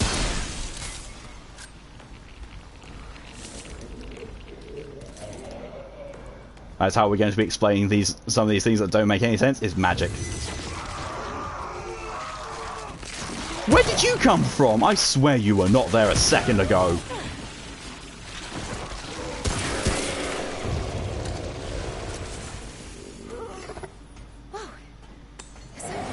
Oh, don't say that. The number of times you've said it's over and there's still been something there. Or something nearby. And you know, that holds back a lot of, whoa, it's over when you are looking at an enemy that is trying to kill you from a distance. I will never ever accept my character saying, whoa, it's over.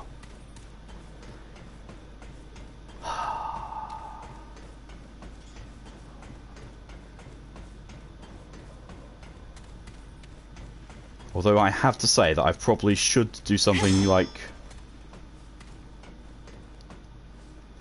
Okay, well, I've got the brief respite of time. I am going to assign to quick select. There we are. And I have my anti-radiation water on my quick menu. Because it makes sense, because I'm against things that do radiation damage and radiation build-up, rather than things that do rot. So I'm probably not going to be using my anti-rot stuff whilst I'm here. I say probably because, you know, this game and logic don't always go hand in hand, even game logic. Forged iron. Cool.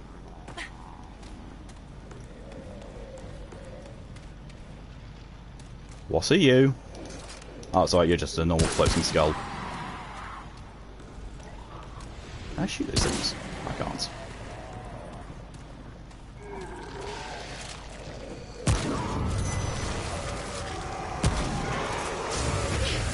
And that one died with 2 sniper shots. Why? Why the inconsistency game? And judging from the quietness of a certain person in chat, I'm going to guess that Malachi has fallen asleep again. Or he's super absorbed in a game. But I'm going to go vote with sleep because it's currently 2:30 in the morning. And his sleep schedule is about as messed up as mine. Oh, it's a radiation mage. Oh shit! Oh, headshotting them interrupts their casting. Or they're just doing significant damage to make them stagger. This is information I can definitely be happy with. Whoa!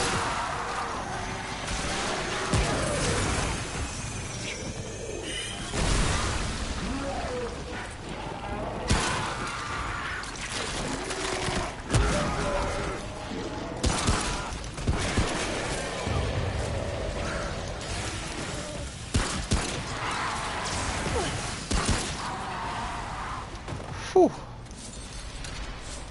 Okay, so I am being really quite assaulted by enemies left, right and centre here.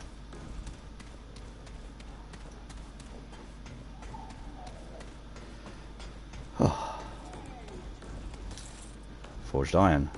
Nothing else up here.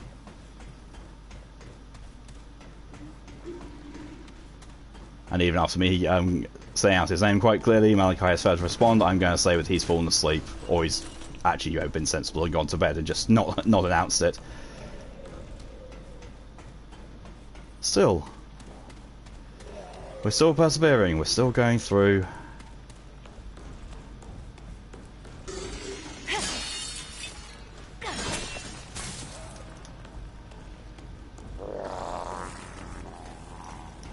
That sounds like something nearby. It's kind of big and needing to have a long arm attached.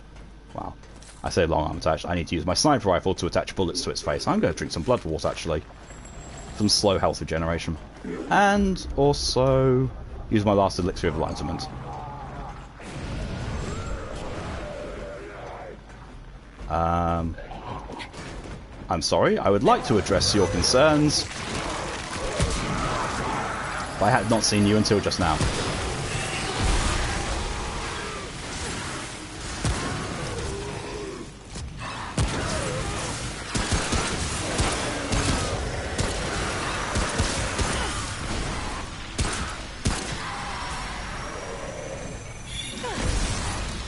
Whew. Oh, another one of those things. Oh, it's got a lot of health as well. It has a lot of health and it has a high rate of fire cannon. I do not like them. I really do not like them. I think I dislike them about as much as Sam I Am dislikes green eggs and ham. Don't ask me where that came from. I have no idea why I suddenly said that. It's late, okay? It's getting on for 3 in the morning. That was rough. My brain enters a vastly different state of existence at this point in time.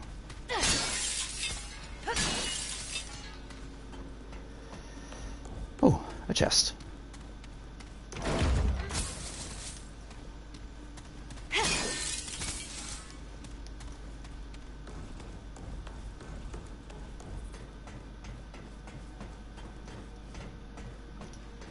Nothing more up here, just a couple of pickups, which is probably going to be forged iron. Yep, forged iron and more forged iron. Oh no, that's normal iron. Okay. So I was wrong. I'm also very low on sniper rifle ammo, so if the game wants to choose now to be kind to me and give you some more long rifle ammo, or, you know, a checkpoint, that would be most appreciated. I'm not going to go down there because that's instant death. I don't even want to, you know, find out if I can just, you know, accidentally throw myself off a ledge into that. I'd rather not find out. Rest at checkpoint. Yay! Dungeon complete. This is it. This is the end of the dungeon. I have done it. I'm happy with this. Rest at checkpoint. So, that was a thing. plunging headfirst into the first... glowing rod, actually.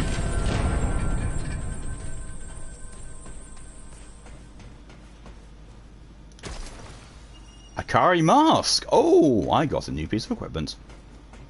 Nice. Nice indeed. I can't remove it. More creepy swords and rooms. Yep. Oh, I see.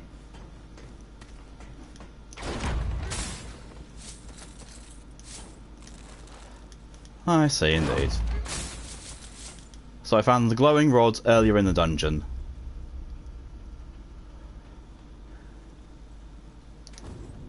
But I can only open one of the 3 doors with it. That's kind of clever. That's actually a really clever mechanic. But now, rather than go through all that, go to checkpoints. And make use of this wonderful option, leave dungeon. Doesn't take anything away from me, it just places me outside the entrance to said dungeon.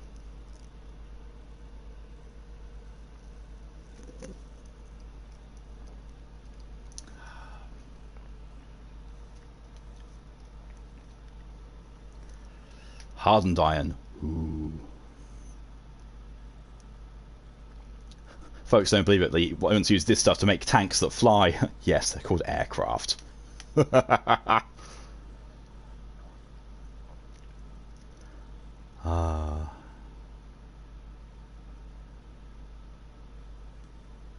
And in all fairness, this isn't a prediction of what's yet to come, because this is set in, like, I don't know, 20 years time or so from our present day, and yeah, none of what's happened in this has even come close to being a thing.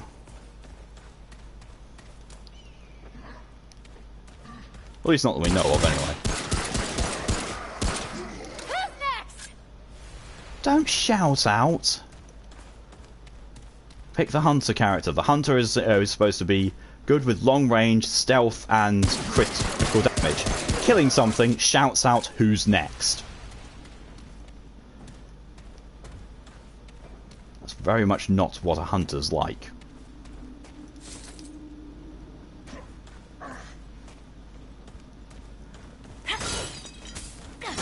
I'm gonna say, shut up, lady. Do you want to be attacked?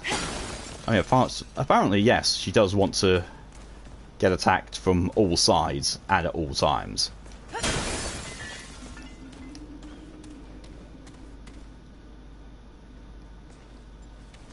I like the style in which, you know, this is like partly voiced, but my character not having voice lines for the dialogue is a little, yeah, it's a little jarring. But, you know, it's better than the thing of, like, you know, you choose a voice, and what does the voice dictate? It dictates the relative sound of your grunts when you get hit or you dodge. So that's an improvement, at least.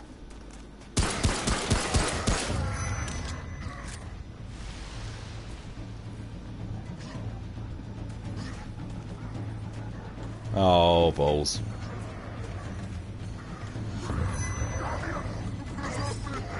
Admittedly, all the enemies are grunting at all the time, so they want to be attacked too. Ah, true.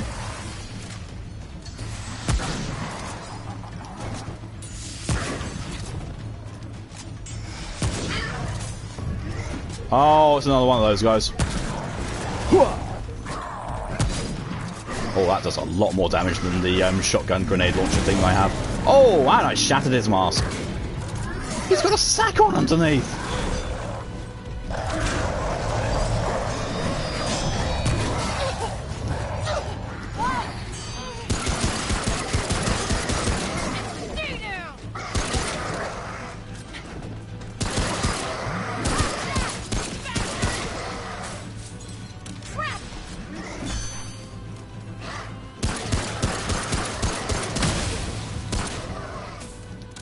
What's an explosion for? That was rough. It really kind of seems that you've invaded a settlement and are not murdering all the people that call the Wasteland home. Yeah, pretty much. going to overhear random shouting dial or whatever. Yeah, same. Especially things like, who's, you know, I think it's over. She's probably American. Yes. I must announce all my victories clearly for everyone to hear so they can see how well I did. It's the cultural equivalent of saying, hey mum, watch this. You're not watching, watch me. Mum, watch me. Pay attention to me. Notice me. He's down!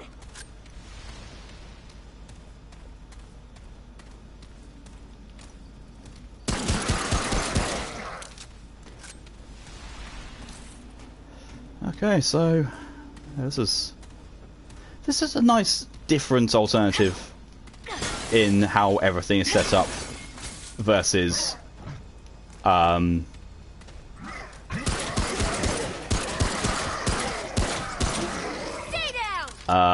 versus Earth. So that was weird. I just got stuck on the floor.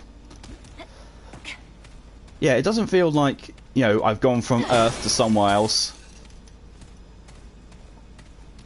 and all that's changed is, you know, the textures are different. Like, everything is built differently, it feels different, the atmosphere is different, the enemies are different, the effects you get from enemy damage are different. Like, this is a very believable whole other place. What the feck is that guy doing? Come on! I don't think I really want to know what you're doing. I just want to shoot you. Whoa! And that is why I like the sniper rifle.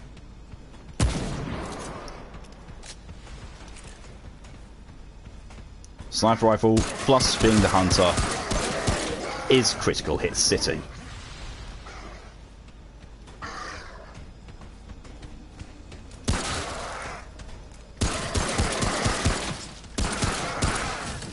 So in short, what I was about to say is, like, it would be kind of whatever if it was a quiet hush thing, but she's yelling constantly. Yeah, she is. I mean, you know, some of her callouts are actually useful. Like, when I'm in a dungeon and I hear a slight, like a tinging noise, and then she shouts out, "Oh shit!" That's when I know that I've got a nasty enemy coming my way, and I should probably start running or looking around for it. But yes, quite a lot of her callouts are unnecessary. Oh look, she actually said something normal in a normal tone of voice.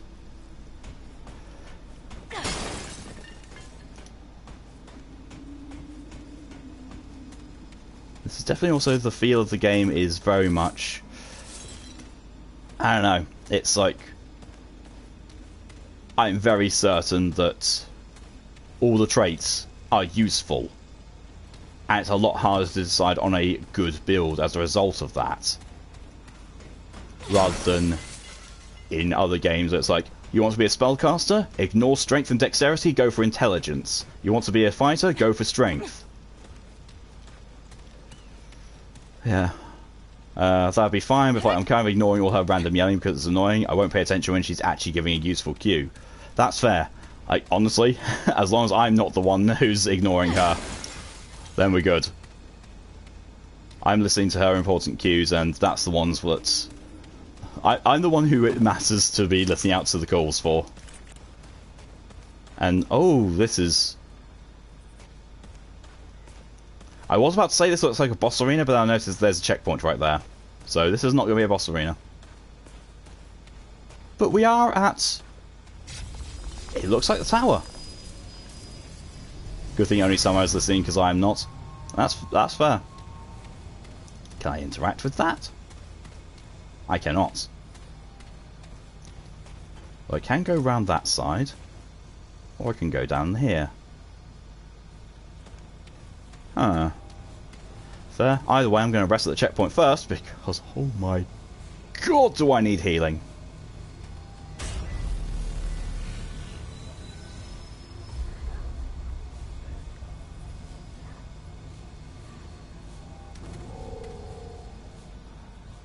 Yeah, with regards to the shotgun that I unlocked, I don't think I'm going to be using it. Narrow admittedly, you're also currently orchestrating Annie's next minor meltdown, so, yeah, fair. What on earth? Why is there a compass on the floor? Well, there's that checkpoint there outside the tower door, and it's a travelable checkpoint as well. Oh, Jesus!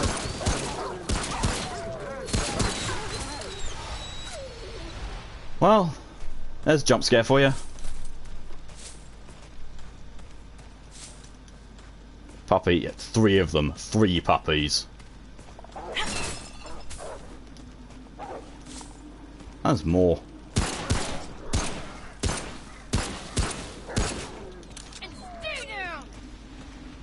This game is all about ammo management. You'll have to carefully place your shots to make sure you don't run out. Me fires 8 bullets at something that should only take 3 shots to kill. I mean, admittedly, this is why they designed it so that your handgun, while it does a lot less damage, it also has a lot more ammo, and the ammo drops for it more frequently. Where did you come from? Oh, now I'm really curious as to see. I can't really see much on the map about which way I'm supposed to go. So while the map's useful, it also does not have that much in the way of objective markers. So, you know, improvement over Dark Souls, you know, it has a map, but also it's not too much of a handhold because it still requires you to explore and have a vague notion of where you want to be going. And if you don't know where you're wanting to be going, well, you've got to explore.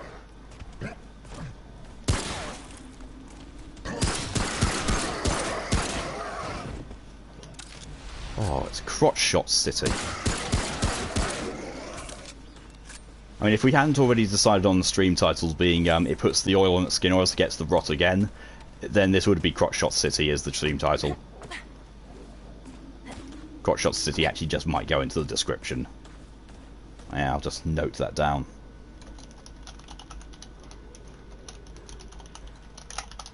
Crotch-shot City. Well.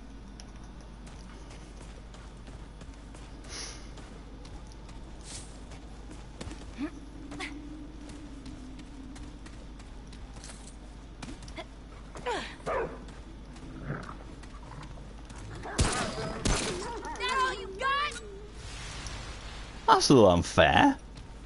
Shouting "that's all you got" after you shot a dog in a canyon below you. That's just a little bit on the harsh side.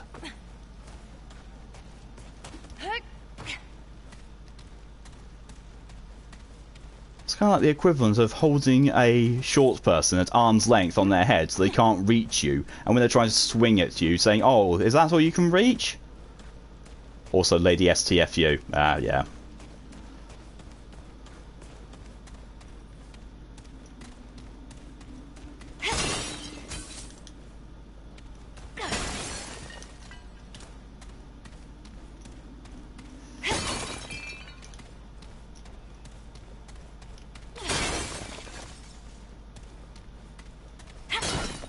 So the way that the world behaves in where we are now versus a dungeon, for example, is that here the enemies are set. They spawn at the beginning when the map is generated, and that's it. That is your lot of enemies. They won't... Well, at least I haven't seen... You know, they won't spawn more. What you see and what you experience is what you get, and is the same every time you rest at a checkpoint.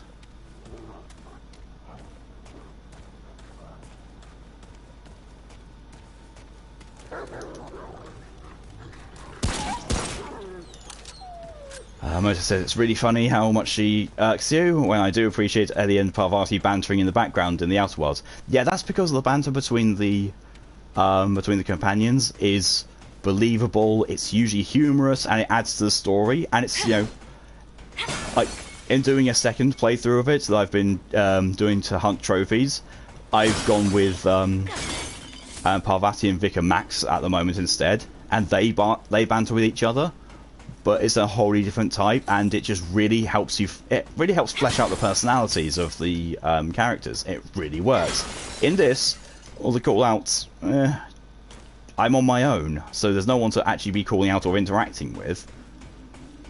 So what's the point of them, apart from the ones shouting out "Oh shit" when something is coming?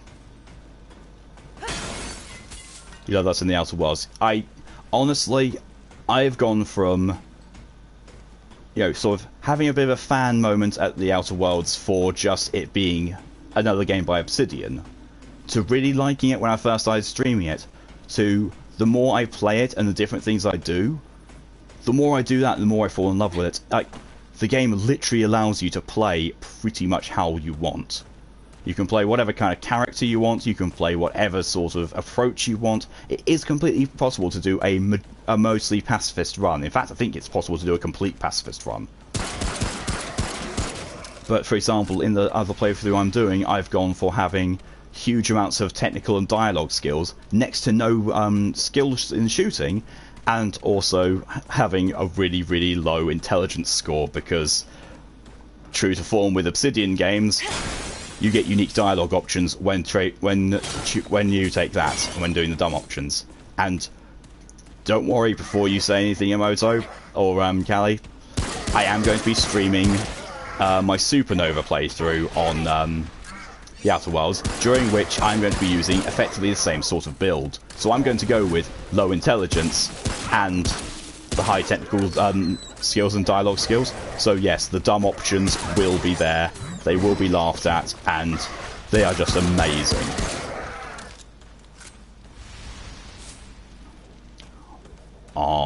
Okay, so here's an example of one.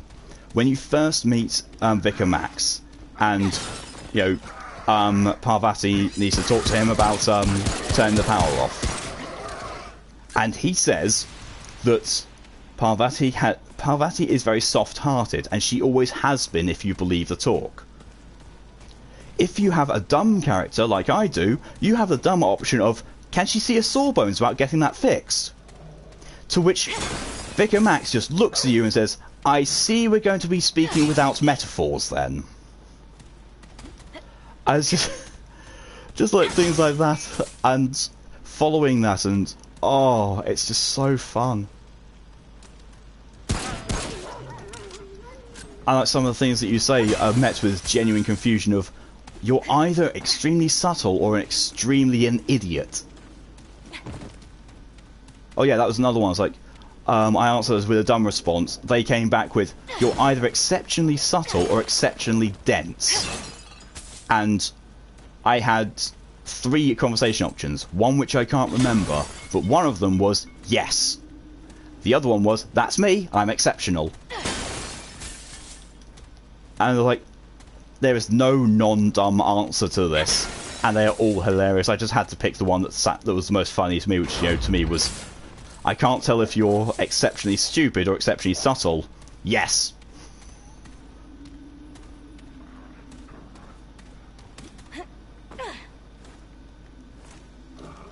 Also, in a brief, return to what this game is like, the layouts of the levels aren't even similar to how they were in Earth either. So it is really a whole different experience going to a different world in this, which is really nice. It's nice that you go to a different world, a different part of the game, and it actually feels different rather than just being, oh, the textures have changed. Like that's a detail that a lot of games don't really pick up on nowadays. It's like, you're in a new area. Welcome to having a texture swap. That's it. There's no new... The places aren't crafted in a different way. There's nothing really new to look out for. Enemies still do the same thing. Shoot them, kill them, you're done. But now... Oh, I see, a purple item. This was definitely a good way to come. I have a very distinct feeling that this is not the progression route. I get the feeling that the progression route was going around the tower.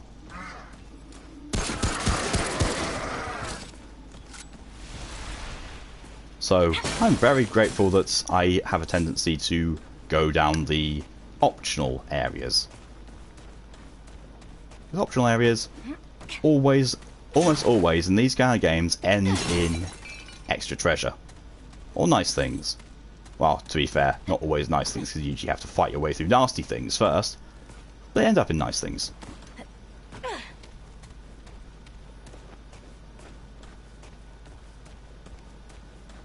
I love the way that you could easily just run past all of these buildings and not care what's in them, and you'd get through these areas faster, but you'd miss so much. I mean, you know, you'd probably get killed by whatever was lurking in those buildings that you ignored, but you'd also miss all the pickups, all the currency, all the upgrade materials. Like, the game actively encourages you to explore it and engage with it and do more. I really like it.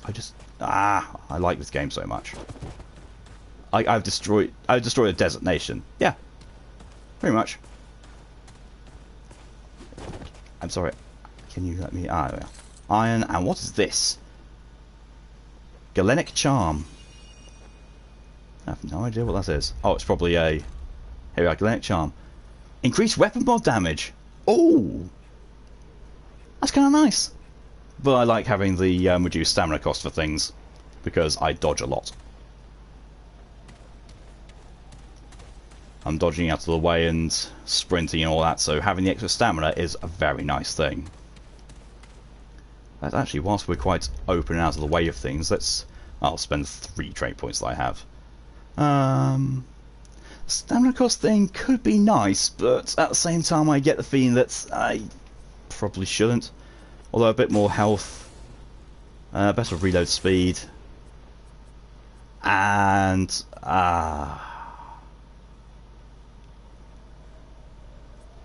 hey, no, world worker, that'll work.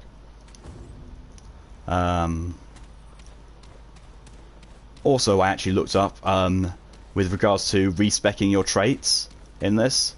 You can, but it requires an item you only get after you finish the game the first time. So, any things you put into your traits, at this point, you're sort of locked into them.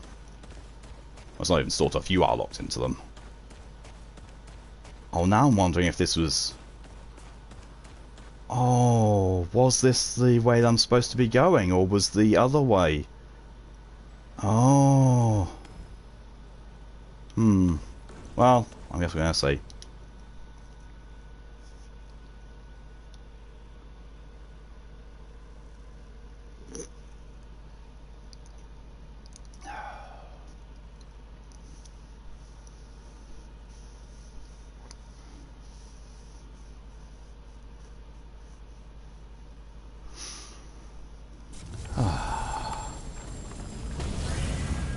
There's a checkpoint. This has the distinct feel of a dungeon. Yes, this is definitely a dungeon. However, it's not the best thing to judge this by. Not at all. The Iron Rift. Well, I can't tell, to be honest. I can't tell whether the Iron Rift is a progress-related dungeon or not. But the best way to go through it is that I'll go through it, and if at the end it's just a loot room and I get items, then cool. I'll return to the end of the dungeon. Oh, there you go, the Iron Rift. Whoa! Yeah, I'll go through this, and if I get items at the end of it, then I can go back to the checkpoint in front of the tower, and there. On the other hand, if this is progress related, I can finish the dungeon, get the checkpoint at the other side of it, hopefully it'll be a progress related one, and then it will go, and then I can, come back and go by the tower. What the fuck? Wait. What do you mean, what the fuck, Callie? What did you see? Have you not seen the exploding ones yet? Oh, yeah. They explode and do radiation damage and then leave a radiation cloud.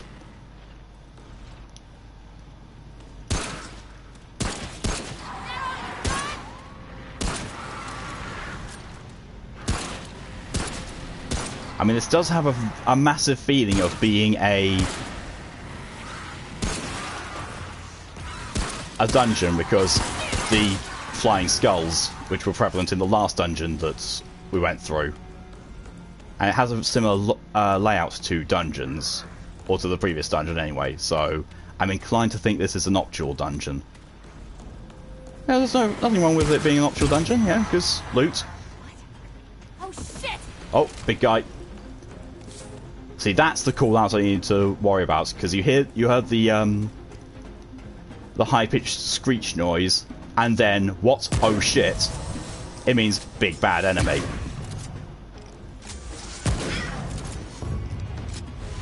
And that little noise after killing him means, you felled a nasty enemy. The thing is, I can't tell if that guy was the large enemy that spawned, or whether we have another one.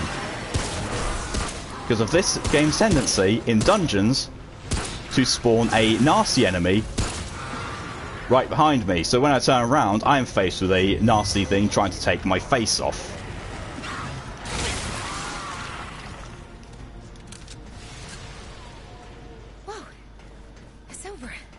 Although, with the music calming down and her saying the fateful words of "it's over," I think that mage was the bad that spawned. So I'm happy with that.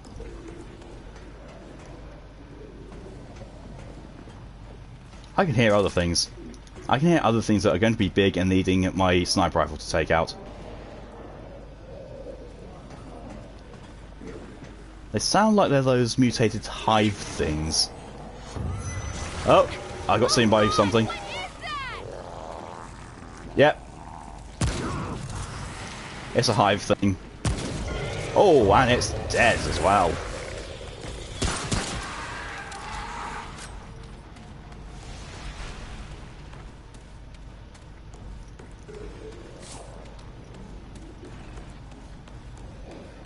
So, yeah, Callie, you must have missed the first dungeon I went into that was full of those skulls, where I pretty much related them to the lost souls from Doom.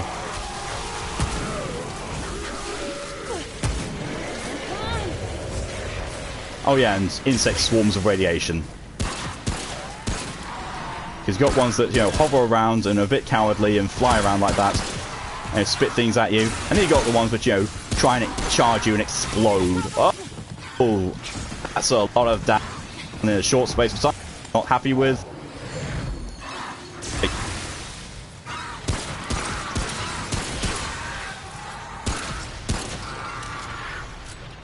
Thing I'm happy with. The Dragon Heart does a lot of healing, even if it does take an age to actually use.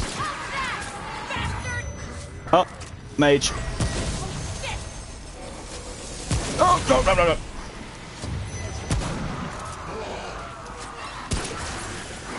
Oh, and there's a hive creature thing as well.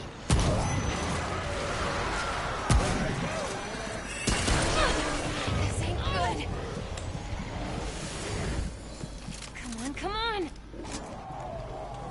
What on earth threw that at me? It looks like it came from this side, but there's nothing there. Oh no, it's probably you.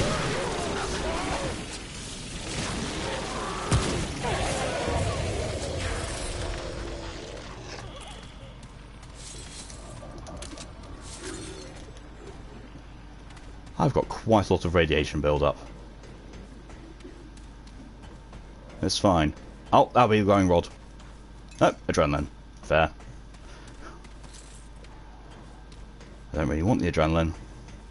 Dear Twitch, one day I'm going to borrow my ex-Dom's nastiest cross and whoop your ass for dying me again. Twitch has been really, really iffy for a lot of people lately. I don't know what it is. It might be to do with, still them not being able to handle the increased volumes due to quarantine, or it could be their servers are in massive need of an update. I don't know. Oh! Leech Ember. I got a new ring. Don't take that out of context.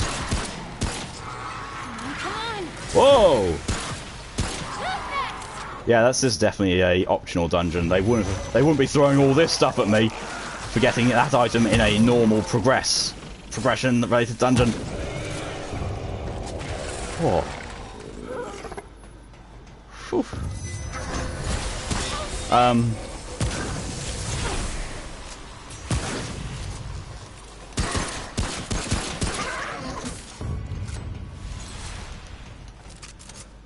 Reload. That was rough. Yes, it was rough, wasn't it? Still got high radiation build up, but haven't actually taken the radiation status affliction yet. So, you know, doing good. We're doing good still. I think we might be nearing maybe the end of the dungeon-ish, maybe, hopefully, maybe, please. Oh, there's a hole in the floor there. Which means we're going up. We're moving on. Oh! And of course the exploding skulls still explode even if you kill them before they get to you. Of course. Oh! Tome of knowledge.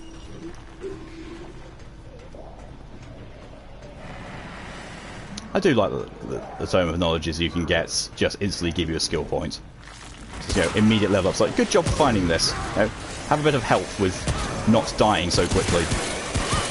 What?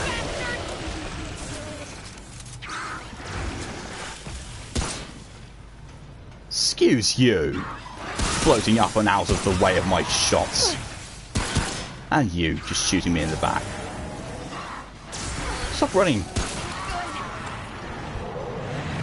Oh, those things don't do all that much damage on their own, but when backed up by other ones of them, or by other nasties, oh, that damage does build up. That damage really builds up. Oh, and of course.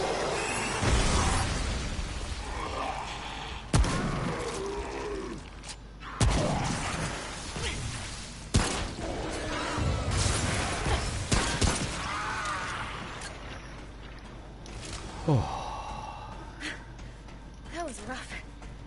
Yeah, that one was rough. You're right. Absolutely right, lady.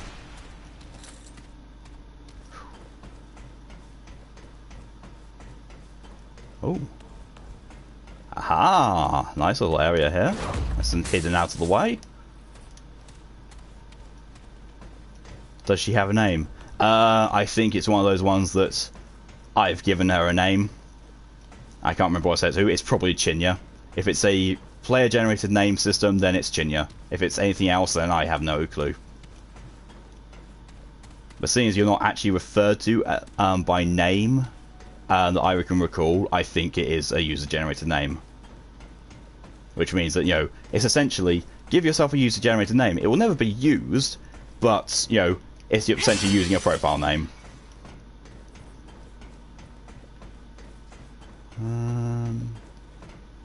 No, we've pretty much cleared that little intersection. Fall damage isn't even that bad in this game. You know, another thing they've learned from Dark Souls. I'm pretty sure that these people played Dark Souls, took down a list of everything that's wrong with Dark Souls, and then made this, making sure to, you know, address all that. Ah, the glowing rod. Yeah, this is definitely a optional dungeon then.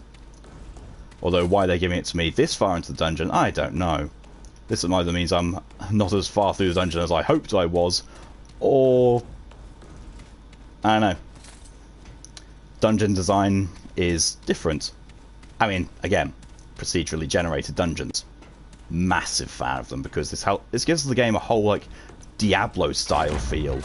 Like back to the original Diablos where everything was procedurally generated and oh, it just gave the game so much replayability. And sadly, Diablo 3 happened, where it's just like, it felt like it didn't have any of the procedurally generated stuff. Like, yes, it was still apparently procedurally generated, but at the same time, it was very much a sense of, yeah, but it's really not at the same time. Oh! Oh, no, wait, that actually was a progress dungeon. Well, what do you know? I was wrong. Hopefully, what I'm about to go to, it will be a large checkpoint, so I can travel back to the other place that was in front of the tower, which means that everywhere else around that tower is either progress locked or a optional dungeon. Emoto, I've decided after the stream is over, you're going to make spicy ramen. I'm craving spice. Fair. That is wholly fair. Oh, it goes straight into another dungeon. Wonderful. Wonderful. The hive. I'm sorry, what?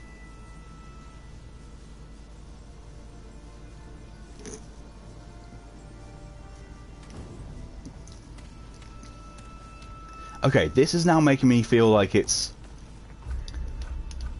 is actually a optional dungeon. It's just,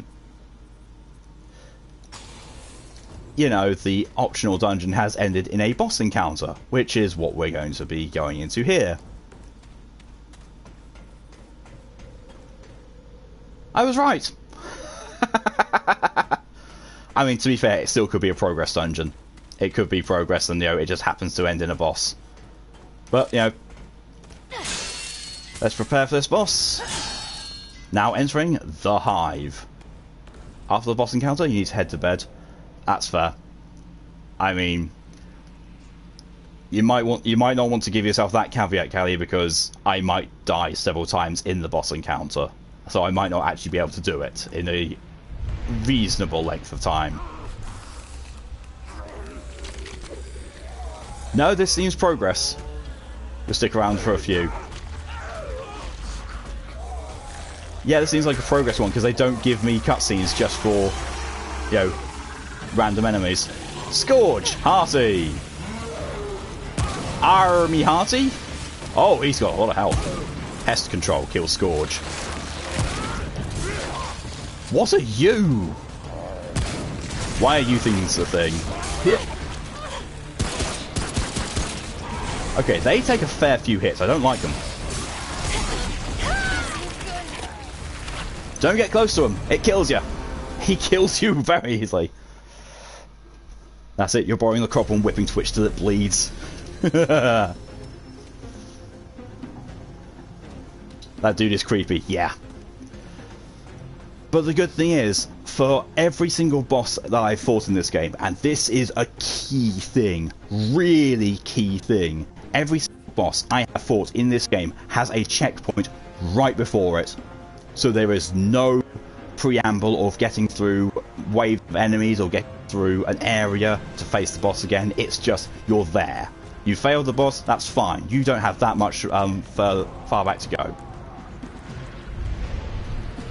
Like, this game is just so nicely designed and so good.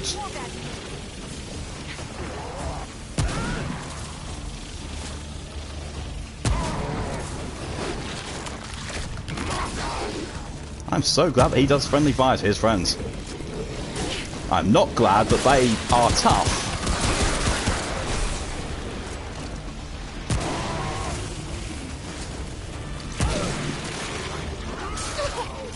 Ow.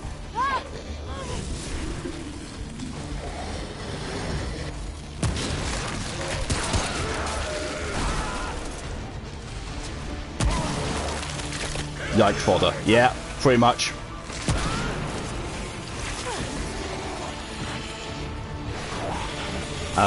What are you doing? You are just generating radiation swarm all around you, aren't you?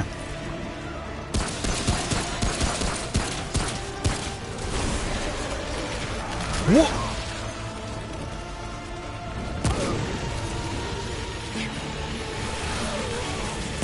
Oh, that's a lot of radiation going out, and that was a very unfair attack. For shame.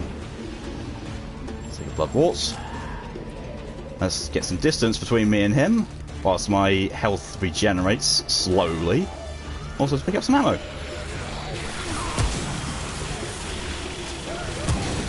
He's also immune whilst he's doing that. Good to know. Really good to know.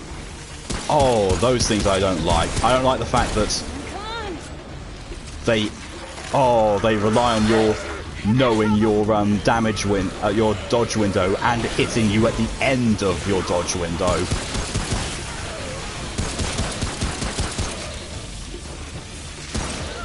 I mean, you know, in one sense of it, unfair. In another sense of it, very good boss design. Because it forces you to keep changing your expectations and your approach to the boss fight.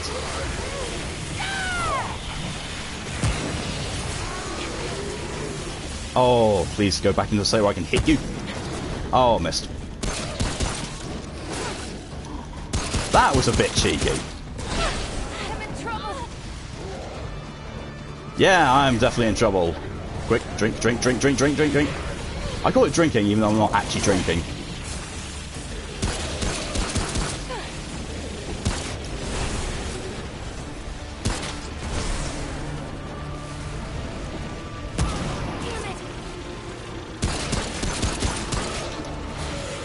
This is my only issue with the bosses in Remnant, that they usually have ad spam. Ad spam is rarely a good mechanic. I mean, usually it's... you can deal with it to an extent in Remnant, but it's still something that is very common, and I don't like it being a common thing.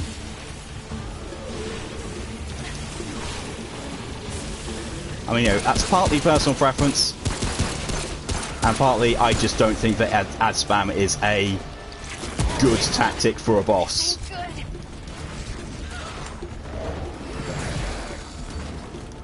Oh, that's nasty. I mean, yes, it's nice in a way that I can interrupt my... I actually don't know where he is. There he is.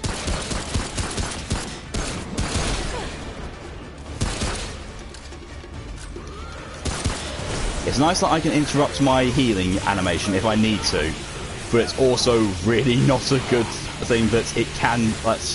I need to go through the entirety of the thing, and it looks like it's taken effect before it actually has at times.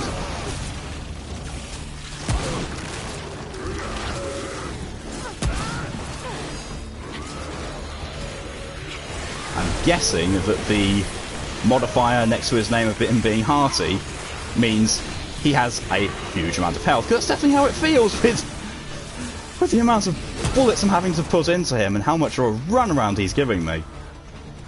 I'm going to drink a blood wart now.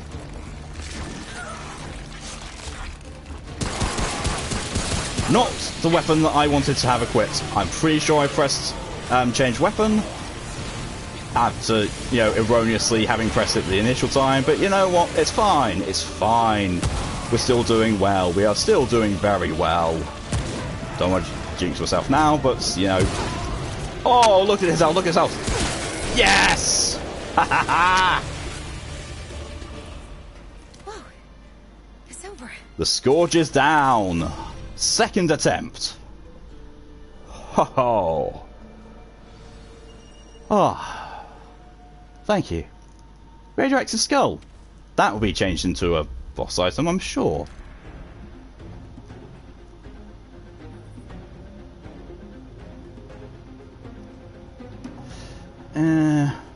Ikari Shroud is worse resistance for certain things, and the armor set bonus is a bit iffy. Good night, Callie. I love you too. Sleep well, and I will speak to you tomorrow. As for other people who are sticking on to watch this, there is still like, I think I'm going to be playing for about another 40 minutes or so. Especially after that. Oh, that was a doozy. So again, I don't know, it might have actually been a progress dungeon. Like, that might have been a boss I had to fight. I don't know. I still don't know. We'll soon see. We'll soon see with what lays on the end of this. This is either going to lead me to a reward room, or another dungeon thing, or it's going to be going outside. 40 more minutes, you're going to get more coffee, Emoto. Go for it. Oh. You go right for it, so I want to have a look at some of the things I've gathered anyway, so stream lull. Go and get coffee, and other people feel free to go and get refreshments and hydration while I essentially convert what I just got into a boss weapon or mod, and also have a look at the new gear that I got.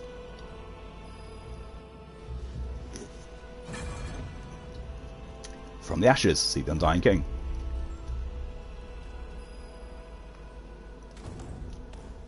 I think that just, you know, went back to where it was. Aha, it is! It is a travelable one, so that was progress. Well, either way, I'm still going to go back to Ward 13 and actually... excuse me. And have a look to... Oh, Labyrinth. Oh, so I can return to Ward 13 or the Labyrinth at any time. Okay. That's kind of cool. Earth, Rome, the Monolith. That makes sense, it's called the Monolith. Right, return to Ward 13 anyway. Because, you know, upgrades and replenishing item stock. I really hope that the item shop kind of updates as I go along. Like, if he sells the heavy water that I've got, that would be amazing. It would be so nice if he updates his stock with where I'm getting to. Like, I'm encountering radiation damage. He starts selling what will counter radiation damage. I would so love that to be a thing. I was going to say.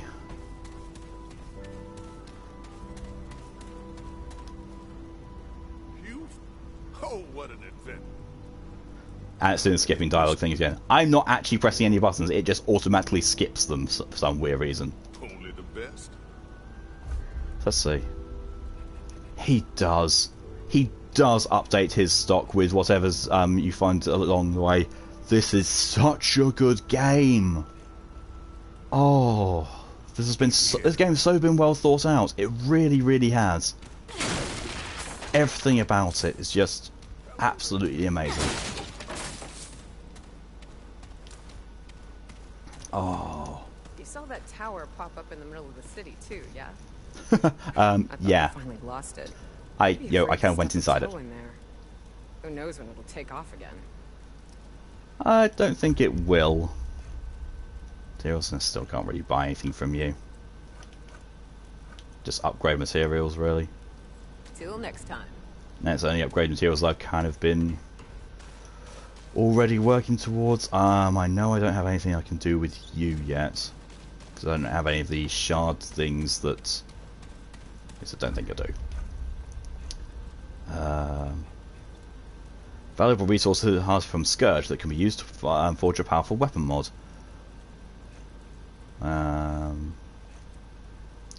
Yeah, I don't have this. I don't have anything that can upgrade my Dragon Heart. That's fine. The 4 healing things is okay for now. It is sufficient, and I honestly can't see it giving me many more than that, if I'm honest. Either you and Ace are nutty, or things are worse out. That's Alright then. Breath of the Desert. Discharge 7 radioactive particles that will seek towards enemies within 20 meters and deal 25 radiation damage each. Hold R1 to lock on and release to fire. Handy. I'm probably not going to use it, but it's still kind of handy. Yeah, good. Now go. Meh. You, kind sir. Just showing up like it's always been there? If Yes. it were me, I'd steer clear. Never know what those weeds are up to. Yeah, but I've already been in there. Let's see what I've got.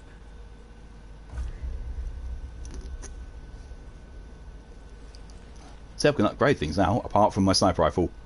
Sniper rifle is now needing the next tier of augmentation stuff. I now need galvanized iron to be able to upgrade it.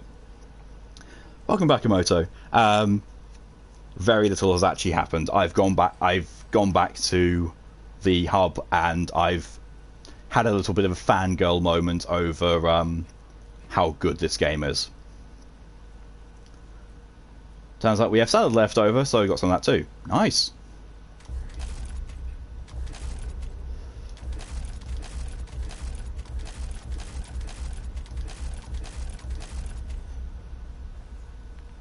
Yeah, there we are. I'm happy with that. Got all my armor up to +8. Take care, my friend. I really like the hunter's gear. I really do. I mean, I'm fairly certain that I'll find something that outmatches it at some point. But for now, the fact that I have an extra 50% damage on weak spots, very nice. My grandfather ranted about a moving tower in the city. A door to more I honestly never thought it was real. Maybe he is still out there. I found his journal. He's probably dead.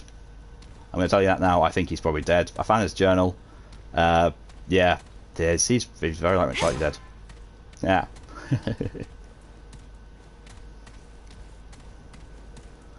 So, yeah, sorry for your loss when you find out that he's actually gone.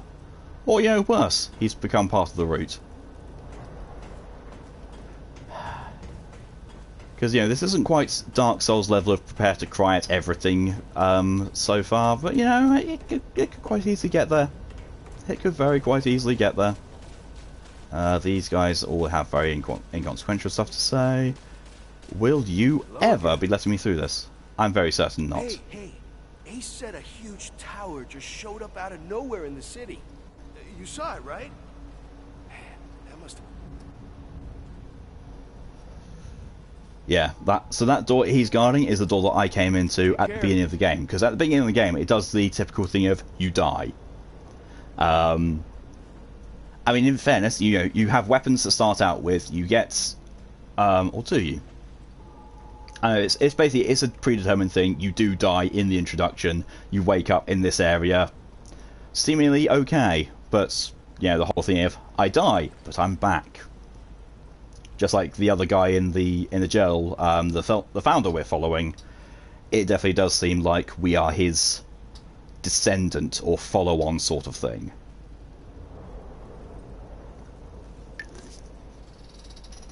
I don't know. Lore in this game is somewhat... It's not... I wouldn't say no, it's not light, but... No trouble in the ward, got it? In terms of what we currently have unlocked and available to us knowledge-wise, it's a little on the light side. We don't quite know what's going on and why we're doing all these things. It's largely open to speculation, but we just know that what we're doing is hopefully going to be the key to saving the ward. Oh yeah, I wanted to check out something, because a wonderful thing is, changing the mod of something also changes the way that it looks. So let's see what Breath of the Desert changes my sniper rifle to look like. Oh, that's nice! Oh, look at that! How cool does that look? That's really, really nice. Just wow. I'm happy with that. Unfortunately, I'm not happy with what the mod itself does, so I'm going back to Hunter's Mark. Which, yo, that just looks kind of fun. I don't know why. Why, out of all things, you know, me doing extra critical damage and having a better critical chance makes a sniper rifle look like that, but yeah, I'll take it. It looks very steampunky. But, I mean, it will be a me thing, but I generally don't care. Like, character X's child died while their spouse tried and failed to protect them. Ooh, sadness. You're like, yeah, okay. That's fair. I mean, like, with games like this, it's very much, well, Dark Souls-wise, it's very much open to interpretation from a lot of things, and a lot of the world lore and stuff that you learn about it, you find through...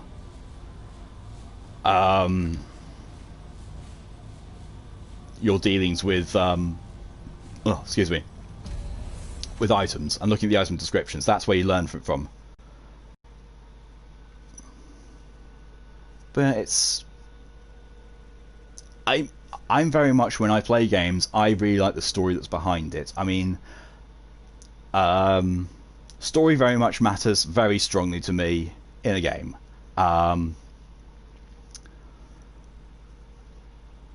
Actually, I saw this very interesting.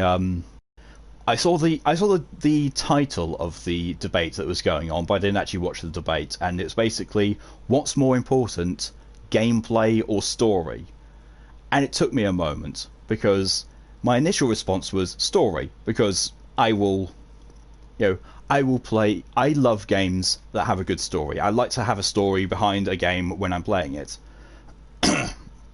However, thinking about it, while story may be important to me, what actually does really matter is the gameplay. Because if a game does not play well, no amount of story will save it. A really good storyline needs a good game on top to be paced on top of.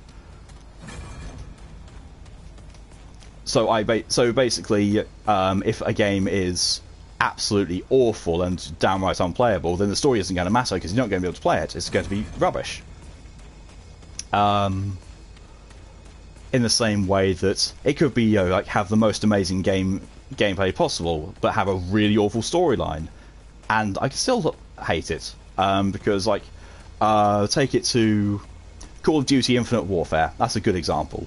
Call of Duty Infinite Warfare, the storyline is next to non-existent. It's your very typical bland, no flavour, no thrills, revenge arc. America has to save the day against the invaders. I mean, it's all set in space. Storyline is ridiculously awful in it, but the gameplay in it as well is it's sort of.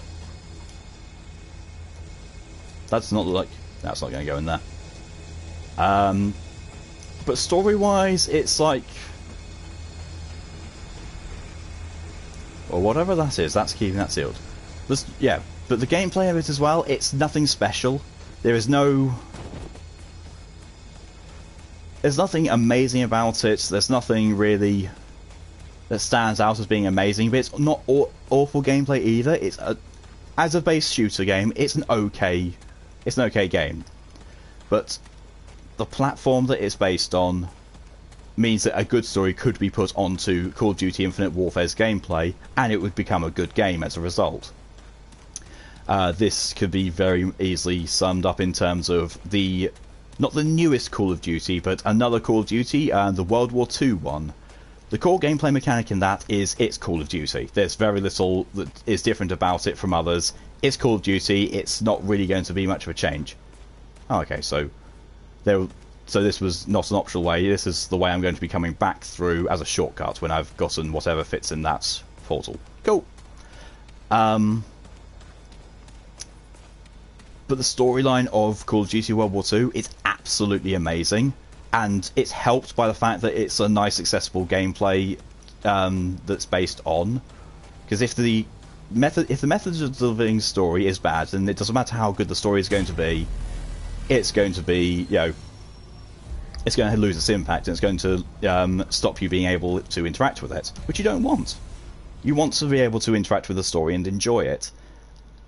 But if it's a method that either doesn't gel well with you, or it's just bad in general, it doesn't matter how good the story is. It's like Lord of the Rings. Lord of the Rings is, for all intents and purposes, a very, very good storyline. The story in it is amazing, but in the argument of gameplay versus story, think of it like giving Lord of the Rings to a 4-year-old to have them read it out to you.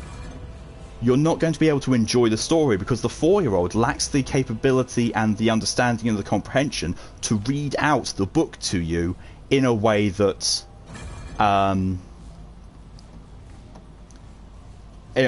you'll be able to enjoy it. In the same way, it presented in book form might not be the best way for you. That's a failing on the gameplay sort of side, but the story is still solid. The story, which is why I say gameplay matters more than story. The method of delivery of the story matters more than the base of the story itself. I mean, obviously you need a good story anyway, but if you have to say, black and white, which one is better, I would have to say gameplay is the better one, because if you have a good gameplay base, you have a stable platform to put a story on top of. If you have a really good story, then it is then based on how good the gameplay is, because if you have wonky gameplay, bad gameplay, the story is going to collapse and people aren't going to get it because they're just not going to want to engage with it. Sorry, I was going on that tirade and that rant without really reading much of chat. Previously, Emoto said, let's put it like this. I care about the story itself, as in the internal logic and the continuity of everything is important, but don't expect me to have an emotional reaction to the story. That's wholly fair. Emotionally distancing yourself from a story is completely fair. I mean, you don't have to have an emotional reaction to it to enjoy the story, or to be, you know, have enjoyed the time that you spent reading the story. You don't have to, you know, feel heartbroken that a certain character has died to still enjoy the story. And then you said that applies to every medium, though. Lord of the Rings is a very good example. You can't read Lord of the Rings, but you adore the story. Same. I struggled with actually reading Lord of the Rings. I really did, and, you know, to this day, I still can't pick up the books and read them. But I will sit down and enjoy the everlasting hell out of the movies. I will enjoy having discussions about what goes on in the movies. I was, you know, when I was really young, my mum read The Hobbit to me as a bedtime story, which which probably kicked off my enjoyment of the whole thing. But yeah, I enjoyed all of that. I just can't interact with it in its base form as a book, because I can't bring myself to read it for whatever chance. What on earth is that thing? But give me to it in another format and I'll probably enjoy it. Like, you know, maybe audiobook, maybe film. You know, maybe that might be it. Oh, missed. I was trying to lead the shot too much. What is that? I don't care what it is, it's dead now.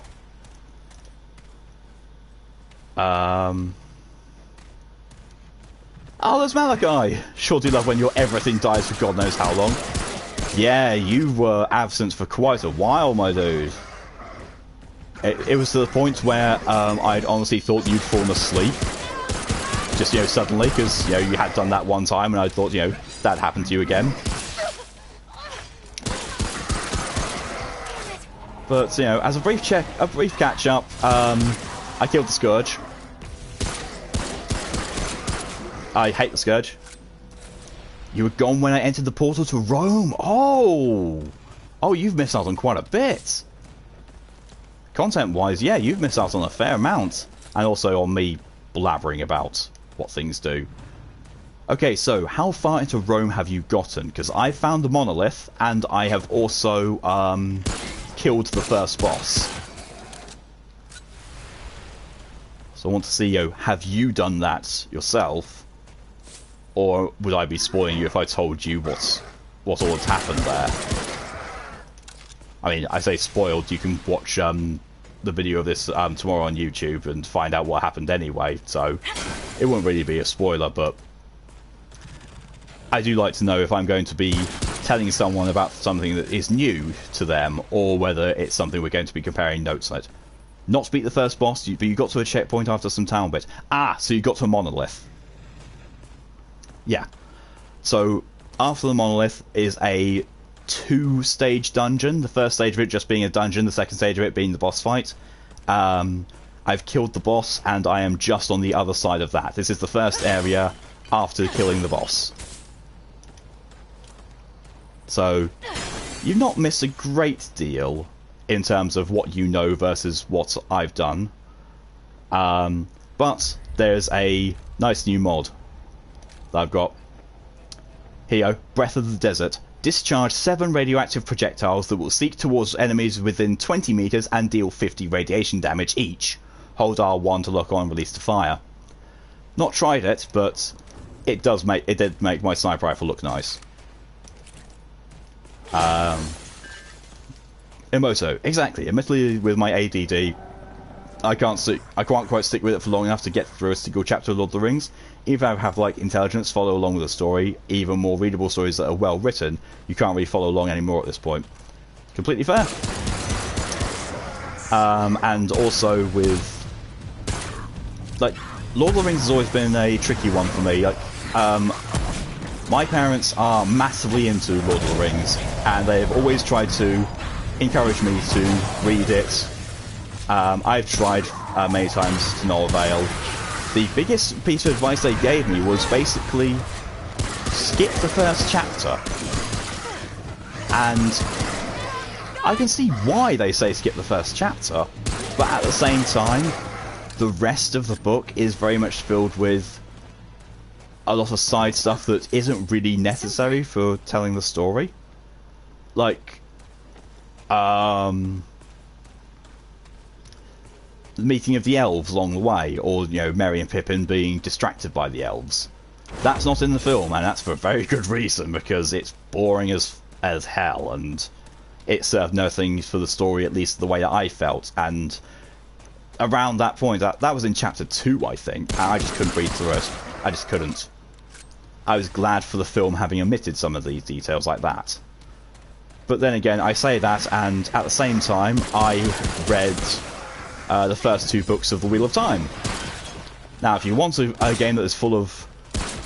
If you want a book series that is full of huge amounts of detail and, you know, almost obscuring a really good story, then go for Wheel of Time. Gotta get to 100,000 pages somehow. Yeah, that is a thing.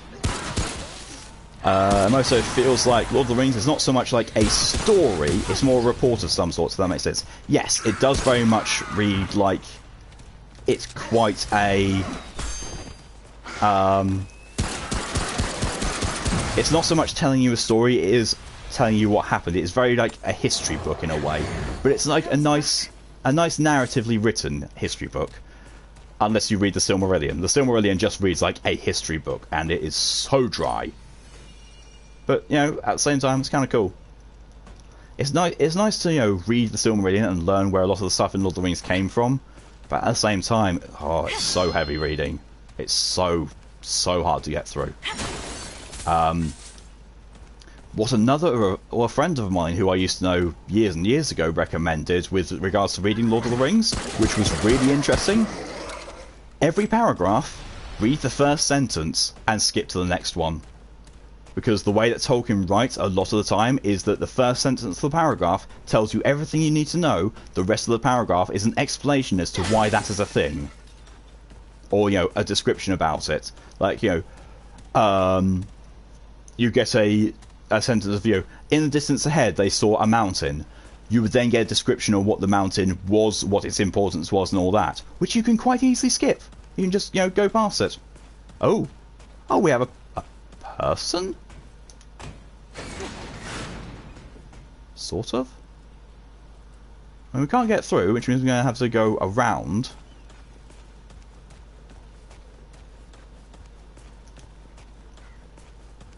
Yeah, you love watching and listening to videos of people talking about the Silmarillion and stuff. Because the world building is delicious, you just can't read it.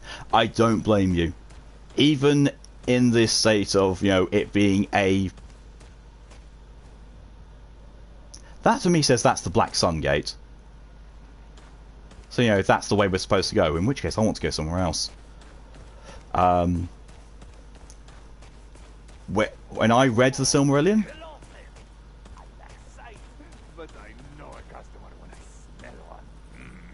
Ew. Are you going to let me in?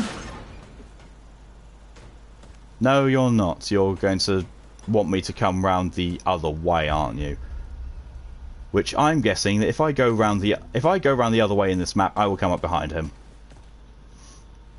You can't. Malachi can't stand Lord of the Rings anymore due to someone who used to be in your class. That's also fair. It is one of those things that it can be ruined by people. But also, it's one of those things, you know, if you don't like it, you don't like it. It's considered to be a great work of fiction and a great literary work, but at the same time, just because it's considered that does not mean you have to like it and you have to enjoy it. Yeah, I was also mentioning the Wheel of Time series.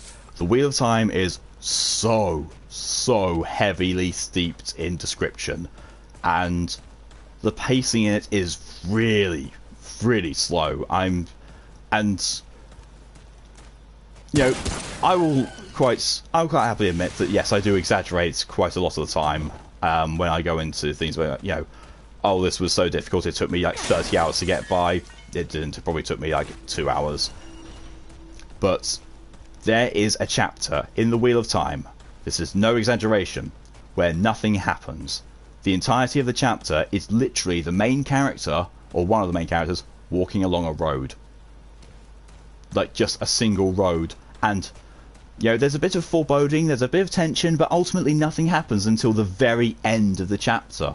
It's like, and this is a chapter that goes on for like 6 pages of a small print fantasy book.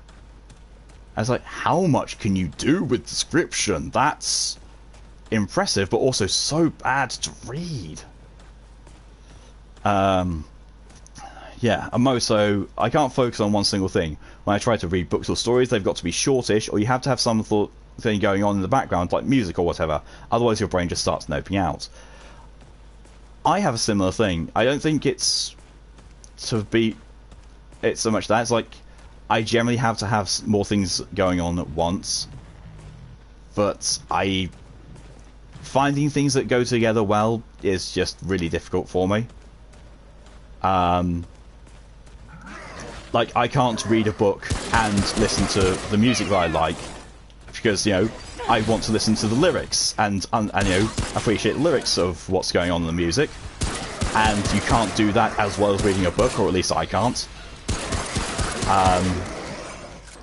So listening to music as well as reading a book is a no for me. It's not a possibility.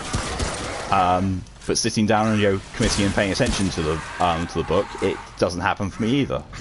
So it puts me in a kind of iffy place as to how I'm going to be going about it. I mean, someone has suggested I try audiobooks, and that's probably going to be my next port of call to see if that works. Okay, Malachi says, I used to love Lord of the Rings, but I can't read or watch anymore without thinking of her and her abusive behaviours. Emoto sympathises, saying, sorry to hear that, that kind of thing is no fun. She knows that. Yep, I wholly sympathise with you there as well, Malachi. I know what it's like to have something you love or even enjoy ruined by a nasty experience. It does suck. Like, no word of lie, it sucks. It would be really nice to think of, you know, you can find your way to get past it, and, you know, you can enjoy it again, and I would love to think that that is actually possible. But my personal experience is that I have never encountered that. I have never had something I enjoy that was ruined by an abusive partner or something bad happening. I've never recovered from that.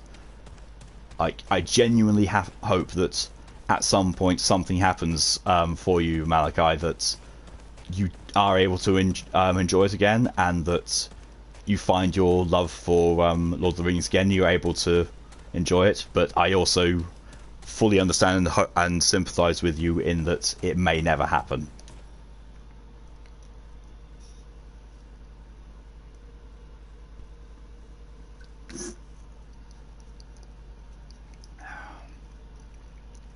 Moses says, when I listen to music while I read, I have to have something that either has no lyrics or lyrics in a language that you're not reading it in. It has to be something I'm well familiar with, and I tend to put on loop so my brain has just enough to focus on without taking too much attention away from the reading. See, I don't have enough music that I listen to that is without lyrics. I'm sorry, what? I step in and I get shot at with a rifle.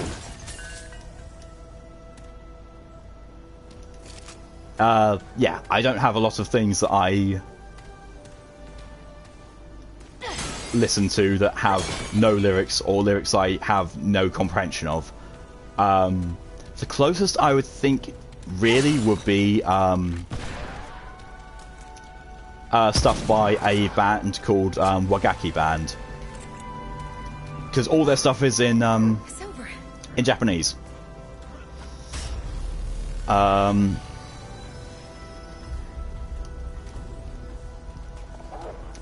But still, you know, I'm drawn to the sound of the lyrics as if they were a musical instrument, and even that requires me to focus on more than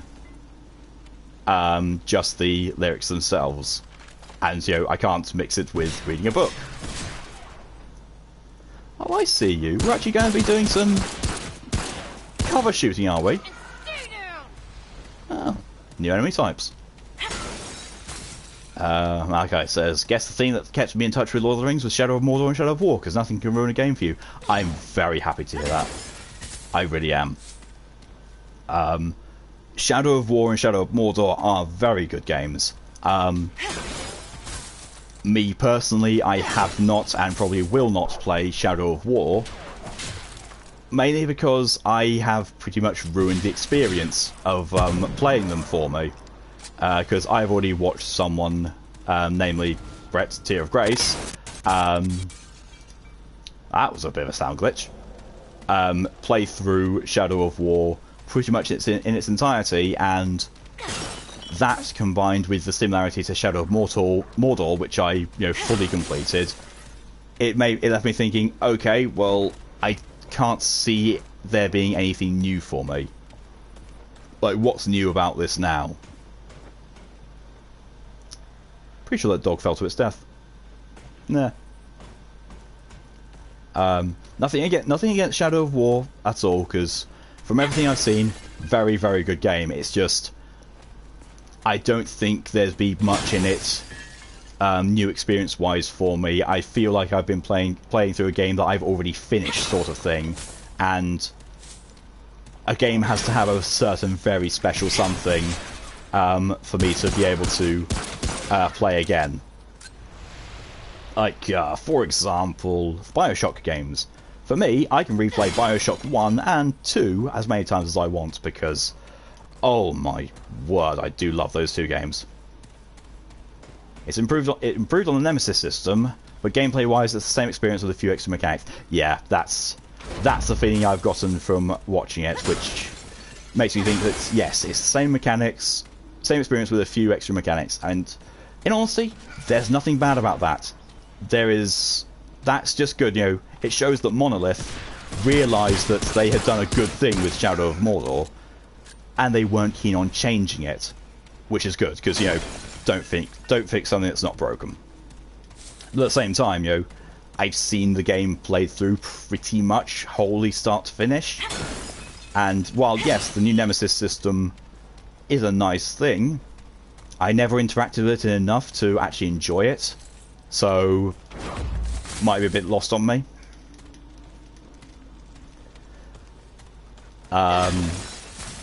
Because for some weird reason, unless I'm extremely bored in a game, I have a inability to mess around in it, and the Nemesis system in the first game at least required messing around with it. Well, to be fair, the first game, if you didn't intentionally die to Uruks, then you didn't actually get the Nemesis system.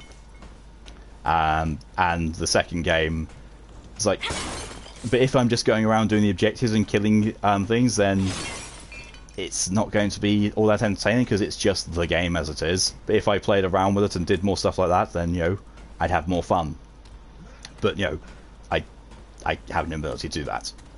So, Shadow of War is probably not going to be something that I ever pick up. I mean, in honesty, if I see it for, for sale somewhere, super cheap, then I might do. Because, at the end of the day, it's got trophies in it. I'm a trophy hunter, so, there's that.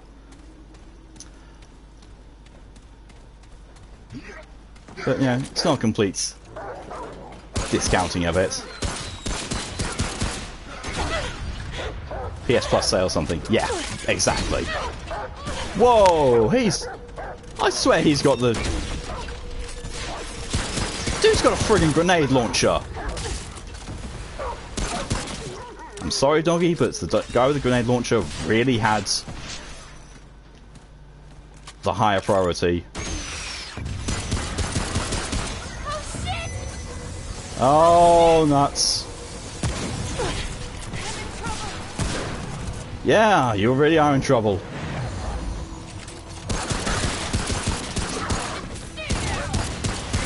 What on earth are you? What is that?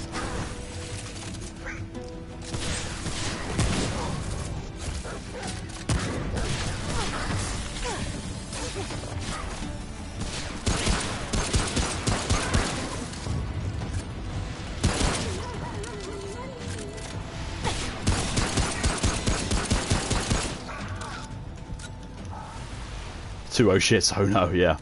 As it says, actually think about it now, you can't listen to Japanese lyrics either, because you understand too much at this point. I think I can't listen to music that I understand while I read, maybe because it's been too long since I properly read anything that wasn't part of RP. Yeah.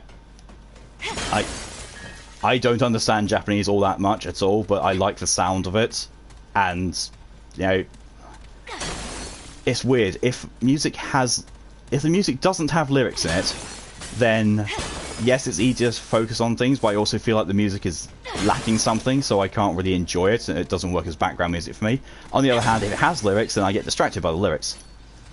Hunter's Halo. Okay, I want to see what this is. Well, Eslan's band is increase health by 25. That's nice. Hunter's Halo. Increase effective range of all firearms by 4 meters. That's very nice. Leech Ember. Melee hits steal health. Oh, that's really nice. I mean, yeah, that is very nice.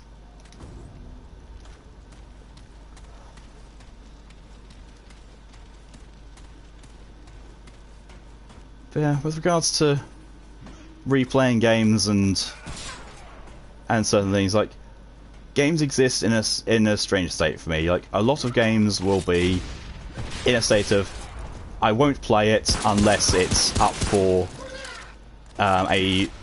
it's up on sale or something. Some games are... Oh, okay. What on earth was that sound glitch? That was quite nasty, actually.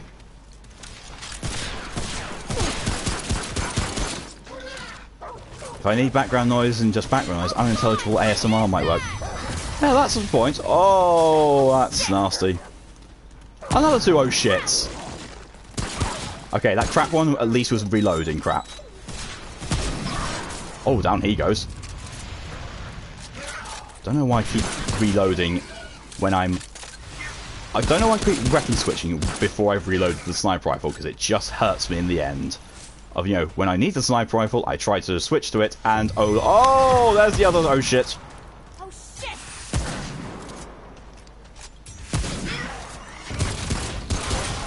Traitor not, exploiter. Whoa, it's over. The ASMR might work, yeah, but at the same time, I might be too hung up on trying to work out what it is, or it might not be background music enough for it to work. But you know, I'm willing to give it a go. It's something I've not tried before, and you know, I've got no reason to believe it won't work, so I will give it a try. That's in the audiobook suggestion, but I do know that definitely audiobooks, I can't listen to anything else at the same time, but I also know that audiobooks wise I'm going to have to be doing something else at the same time. So whether I'm playing audiobooks and, you know, I don't know, playing Warframe or something on mute, that might work. Motis says, I think it depends on the complexity of the music. If it has no lyrics, actually a good option is something like Yuki Kajura's stuff. She sings in a language called Kajurago, which is a made-up language, so you can't understand it. So you have music with lyrics, but not distracting in the way that you try to understand it, for you at least. Yep, I would agree with you on that, except for the fact that I know an artist like that. I don't know if it's actually the same one, but the vocalist for who did the music for the Nier games, Nier Automata and Nier itself, it is sung in a completely made-up language. But they actually looked into when they were making it, and they made it so the language is a feasible thought of language evolution. So it you know, it adheres to language laws, and it is in fact written as being an actual language of laws.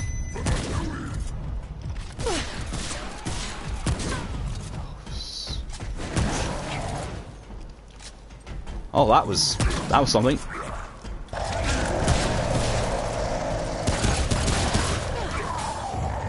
Whew. Oh, Jesus.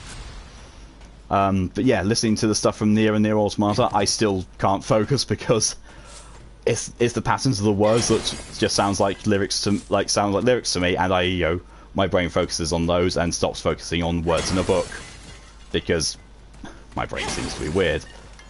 Malachi says ASMR would definitely be a shopping around type of thing to find the person you like the sound of most, etc. Yeah, I mean, you know, no different from finding a favoured artist or something. I'll just basically have to go out and experience it and find what I like. In most of the parts of the Nier Automata OSC, know what you mean, and you get me, yeah. I mean, don't get me wrong, I adore the Nier Automata OSC. I adore Nier as well. And on that note, I am so happy that the original Nier is getting a remake / remaster for current generation consoles. So the PS4 and Xbox One. And it's being updated so that people can experience the story for themselves, and it's bringing the Japanese version of it as well, rather than the Western version of Nier that we knew. So I'm very happy to see that come through and to experience it. I have also not even tried replaying Nier Automata, so if people would like to see that as a stream sometime, actually I might put that on Freedom Friday poll. There you go, I just looked and saw Mimoto asking about Nier Automata. The answer is, I'd be open to it. My only issue is, I don't know how much of replay value it has for me. I mean, personally, I've gotten all the trophies for it. I got the platinum on it. So I've done everything that is available to do in Nier Automata, and I enjoyed every single moment of it. But with it being a game that I finished, I don't know how much of it I'm able to enjoy on a replay. So, at the very least, I'll put it up on a Freedom Friday poll and see if people are interested in it. It's too late to arrange it for this week because Nier Automata, because Freedom Friday is actually tomorrow, and I believe the that's something I should have done today, which I definitely didn't. Actually, no, wait, no, it's not Thursday yet. So, well, it is Thursday, but also it's not technically. But yeah, you know what I mean. Yeah. So for next week's Freedom Friday, I will put up Nier Automata as a option, and people can vote on it, and hopefully it will get selected. Because yes, Nier Automata is a fantastic game, and Malachi would like to see some 2B. Yeah. I mean, it is somewhat fan servicey with the fact that, you know, 2B and all the female androids are walking around in, you know, skin-tight thigh boots and black leather gloves and maid outfits and not much else. It does leave you thinking, why? What was the purpose of doing this? You know, what's the in-game reason for all this? And there doesn't seem to ever be one. It's just, you know, that's the way it is. So just, you know, like it or lump it.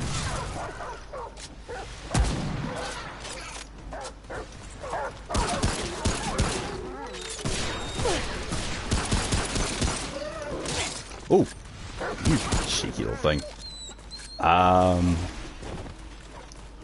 You watch someone else. I might have watched someone else play Nier Automata, but you don't know. It's kind of brain melty without commentary.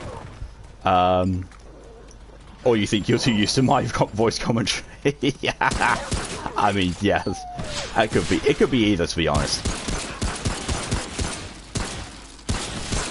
Okay, so that bit I said earlier about not really needing more Dragon Hearts, as where this game goes, I take that back. I definitely do need more Dragon Hearts. Because, oh man, am I needing them just in this one dungeon. Although, map-wise, I think I'm actually at the end of it. Bye-bye. Google how many polygons in 2B's ass is more than the rest of her body, I think. I mean, in fairness, I can see why they were going with that, because when you're playing through a game and it's third-person view mode, what do you see most of the character? It's the back of their head and their ass. So, you know, you want to be sure that what the players are going to be seeing is well designed and well crafted. I mean, unlike, you could definitely see that in the Resident Evil 3 tech demo when I played it. The back of Jill's hair looked really nice, really well rendered, amazing attention to detail. If you turned around and looked at her face though, oh, it looked like plastic. And the difference was so noticeable. It was like, yeah, they clearly coded the back part of her hair and didn't think people would be looking at the front. I mean, you can't quite argue with 2B's looks. 9S is cute too, but just see, I have to bring up a point of contention. Like, yes, 2B is nice.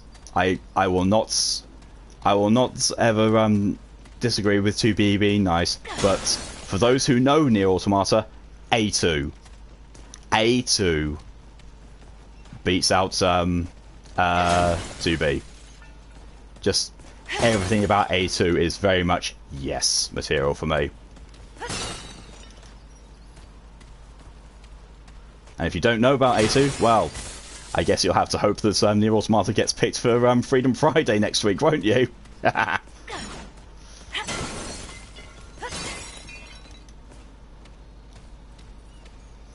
But, oh, just remembering what actually happens in Nier Automata, oh, it's such a good story as well.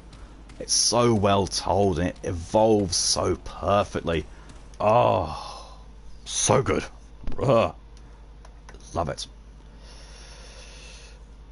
Well, that part of the dungeon took significantly longer than I thought it was going to do, and I actually don't know what we're in for now. We're either in for a treasure room, a boss fight, or we've somehow gone through progression where the other thing wasn't progress. So, yeah. Most says A2 is a sweetie too, but you don't know. You guess have a fable for kind of put together elegant within a turmoil characteristic that 2B has. Also, I wouldn't call it domming. Okay, so where is this now?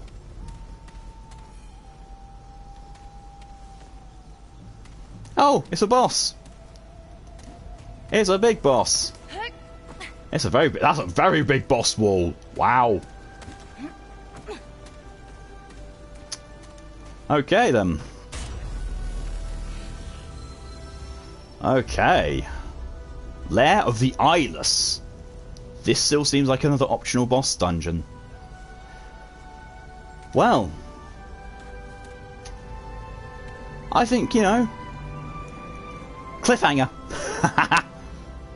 This note reminds me of Land's End and Fogwall. Oh no. I don't think it's Land's End. I really hope it's not Land's End. I hadn't actually found Land's End, so it might be in part of a DLC that I actually haven't gotten, because I haven't got any DLC for this. Oh no, the only DLC I got for this was I think I got some outfits. But yes, anyway, I'm cliffhangering you all there. We will find out what is beyond that fog wall next Thursday or next Wednesday evening. It's not Land's End. That's on Earth. You don't have DLC either. Fair. Emoto sees 2B is like the older stepsister who's somehow a virgin, but did have boyfriends before, and Nias is a teenager who's a teenager. That very much sums it up, yes. Anyway, thank you all very much for coming along and watching. I hope you've enjoyed this as much as I have. I absolutely adore this game. I really do. This game to me is, in my opinion, peak of Souls game, but not being Dark Souls. I mean, personal preference, but this to me beats any other Souls-like. But thank you all very much for coming along and watching, and for continuing to engage in this. I have enjoyed this. I hope you've also enjoyed it. This video, along with all the other videos, will be going up tomorrow. Tomorrow also is the Dark Souls 3 stream, the one that I've been teasing at a fair few times. That's going on at 5 PM UK time with the experiment. This experiment I really hope is going to go well. I think it will go well. I see no reason why it won't.